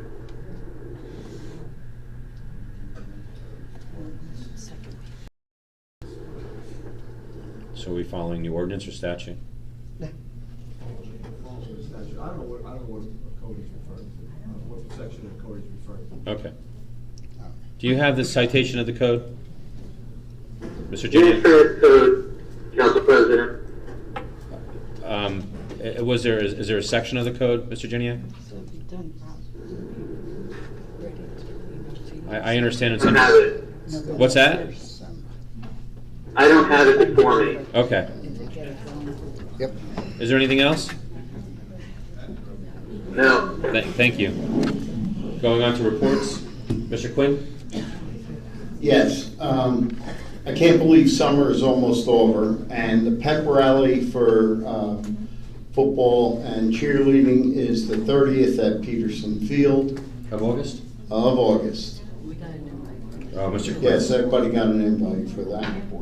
I want to thank engineering and Bobby Shear and administration for helping the resident on Route 15 who had a water backup that was caused by somebody who had bought the old Sharky's nursery and did some boring and damaged the pipe that drainage from the catch basins go to the Rockaway River and backed up into her basement, flooded her boiler, her hot water heater, and her washer machine.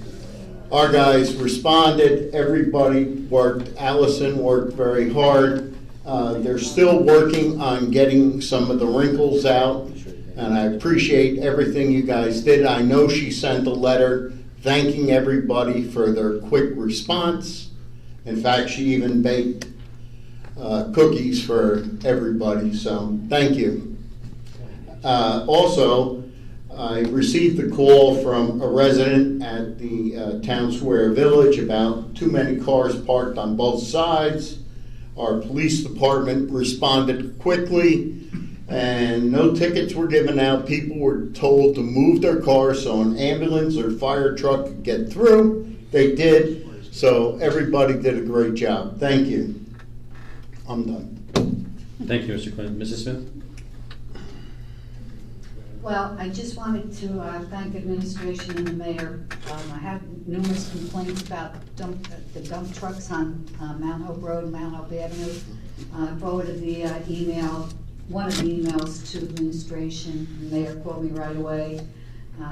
Said Chief McFarland going to be contacting the state police to work with the state police. I did see a state police vehicle today there, and he would be addressing the speeding. But we can't address the number of trucks, so I totally do that. And also, I had the mayor on the phone and made another suggestion. He agreed with me that turn the lights on Mount Hope Avenue by the mall there. Yeah, Avenue.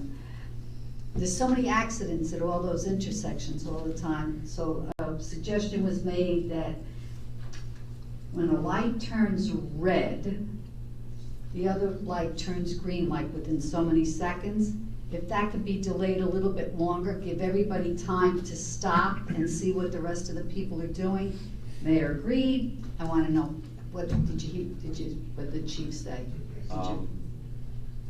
It's something that's gonna have to be taken up when some of the adjustments for those lights are done through the state. Oh, I thought it was the county, but Yeah, that's. county, state. Yeah. So. it would have to So, be- but is he gonna bring to them? or I did he- will remind him again. I would appreciate that. You know. he's been We've busy had working some on a really couple serious projects. accidents where you get off Route 80 onto Mount Hope Avenue. Quite a few serious accidents there. People, when the light turns, they see it turn and yell like. "That's Well, not-" if they're going south on Mount Hope Avenue and you're coming off west, they fly there. And I tell people to just wait, even if they blow the horn at you, just make sure those cars stop, because I personally know 4 people that have been in accidents there. That's all I have to say. Definitely is being, gonna be looked at. Okay, thank you. Oh, I'm sorry. Is there any answer? I just want to make recognition to the road department. They've been out and about with all the milling and the paving and watching what's going on in the Birchwood area. And they're doing their due diligence, and it's really moving along very well. Mr. Jeniak? Council President, I just want to say congratulations to the firefighters and EMS that were appointed by the council this evening, as well as a happy Labor Day to everyone on September 2nd and happy Grandparents' Day coming up on September 8th. Thank you. Yeah, thank you. Mrs. New? No report, thank you. Thank you. Mr. Jackson? No report, thank you. Mr. Sackett? I had 3 things, but they're all set, so I just want to wish everyone a happy rest of the summer. Thank you. They stole your idea. Mr. Freelander? Talk fast. Library, quiet room is full speed ahead, it's almost finished. And I want to thank Morris County Historical. We got a grant for the 4th Phase houses, small amount this year, but they can now plan infrastructure. How much was it, Mr. Freelander? About 34,000. That's good. That's not small. No, but it will be a lot larger once they turn in the plans for next year. But they're getting their money, so good job. And that's it. Enjoy the holiday. Come. I have a couple of things. I just wanted to say, first of all, thank you to Morris County DPW, Mr. D'Agostino and Mr. St. John do a phenomenal job of maintaining the roads and bridges within Rockaway Township. And they're always doing something to Green Pond and being one step ahead of doing maintenance on that. cutting back all of the growth on the sides of the roads in the shoulder area. And they're very responsive if you do have an issue. They're there within either that day or the next morning, early. I do also want to wish everybody a happy Labor Day. I do have one thing. Sometimes I come across in some of the stuff that I do with old dwellings and buildings, and come across some really interesting stuff, antiques, artifacts, pictures, photos. And I was going through a house that was doing a clean out. I had an opportunity to go in there to do some picking. And I had come across a document. It's a First Catholic Slovak Women's Union. And this was something in Hibernia, New Jersey. And it was from 1903. It's the original seal that's on there. And it's in English, and it's also in Slovak, and it just says, this is to certify that the First Catholic Slovak Women's Union in the United States of North America, reposing special trust and confidence in the officers and members of the BA Society of Blessed Virgin Mary at Hibernia, State of New Jersey, and hereby grant this charter unto them and their successors legally admitted and qualified accordingly to the conditions of law and union, admitting them as a branch of the Catholic Slovak Women's Union, United States of America. So this was originally incorporated back in October of 1899, and it's been a history since that to the 1900s. So I did, Mr. Freelander does a phenomenal job with the Historical Society and all your work and efforts that you do, and I know you have a passion for that. I do as well, and Mrs. Licker was here that we were going to give that to. Do you feel comfortable to take this from me? Sure, did you have it, did you bring it to the roadshow, antique roadshow? No, it doesn't matter. I think it's worth more in possession of the township than it is anything. As crazy as it sounds, there was some other person that was there that there were some things, unfortunately, I couldn't get because they were of value. Even though there's some history, there was more of a value to him, so I couldn't get them. But this was something I could grab. There was some small furniture that had some age to it that was pretty interesting. So if we can, maybe you want to just pass it down to Manny. Sorry? I didn't fold it. It was kind of kept in cardboard. You can maybe curl it. But just don't curl. I wouldn't roll it. I think it'll crack. There's some stuff that's there that was already pre-damaged on that. The other thing is we have school starting shortly. I mean, I can't get over that the 4th of July it felt like it was only a couple days ago. And here we are going into Labor Day and then the starting of school. How are we making out with some of the Class 3s? We're doing very well. We have some applications in. We had a shared service agreement, an original one. We try to come in as cost effective as possible for the Board of Ed and for the township, and it wasn't working. We weren't getting applicants. So what we had to do is go back to the Board of Education and ask them if we could increase the hourly wage for the Class 3s. We've gotten in some additional applications, quite a few. We're in the process of ordering cars for the officers that are going to come on board. So the project is going to be here sooner than later.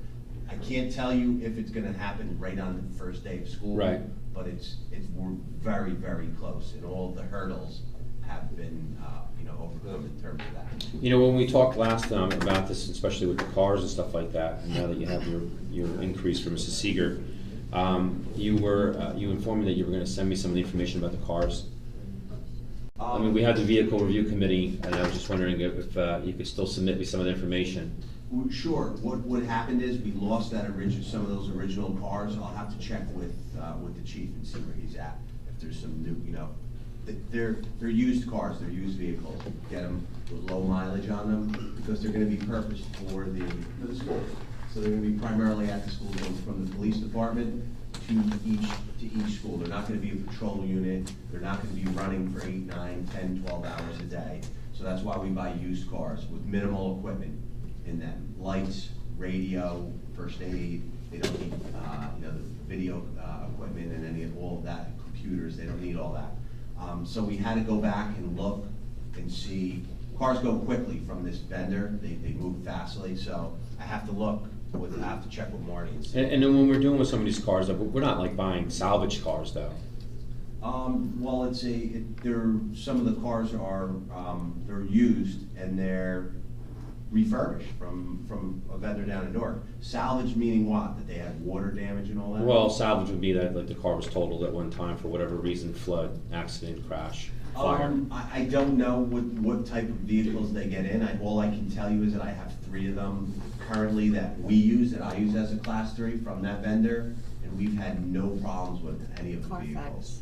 So they seem to be a reliable, reliable vendor. Okay. With that, I don't have any other comments. Mr. Mayor? I just want to go over quickly the numbers from Rockaway Township Day that we had on June 8th. We sat down in July with Allison Holder, who was the person who put the event together. I think it was $9 grand, right? We got $9 grand? Yeah, just under $9,000, $8,849, and then we made. Now, there was a few other, there was expenses that weren't included in this, a couple $1,000s for the DPW that were not included in this, so we're looking around $6,000, $7,000 that we made. And what we did is that was put into a recreation trust? Yes. Recreation trust. So the event was a success, not only for our residents having a good time and, and getting down there and enjoying the day. We had great weather, but we made some money on it. We hope to make more money. We hope to do this again year after year. And once again, I want to thank Jonathan. A couple years ago when we brought this to the table, it was slow getting started, and then we hooked up with Allison, and she made it all possible. It was, it's difficult to do these types of events. It's difficult, Well, she was very generous too. I think we should mention that because normally you don't get 50% of the VIG. Okay, I don't know how they do it. But Yeah. we did. Yeah. We did in this one, and I think it should be noted that Allison went above and beyond. There were some hiccups that were there, and she still did it and pulled it out last minute. Yep. I mean, this is what she does on a normal day basis. But as far as the 50%, that's not normal. So Okay, I don't know if it is or isn't. It was more of a donation from her, from the percentage that she gave.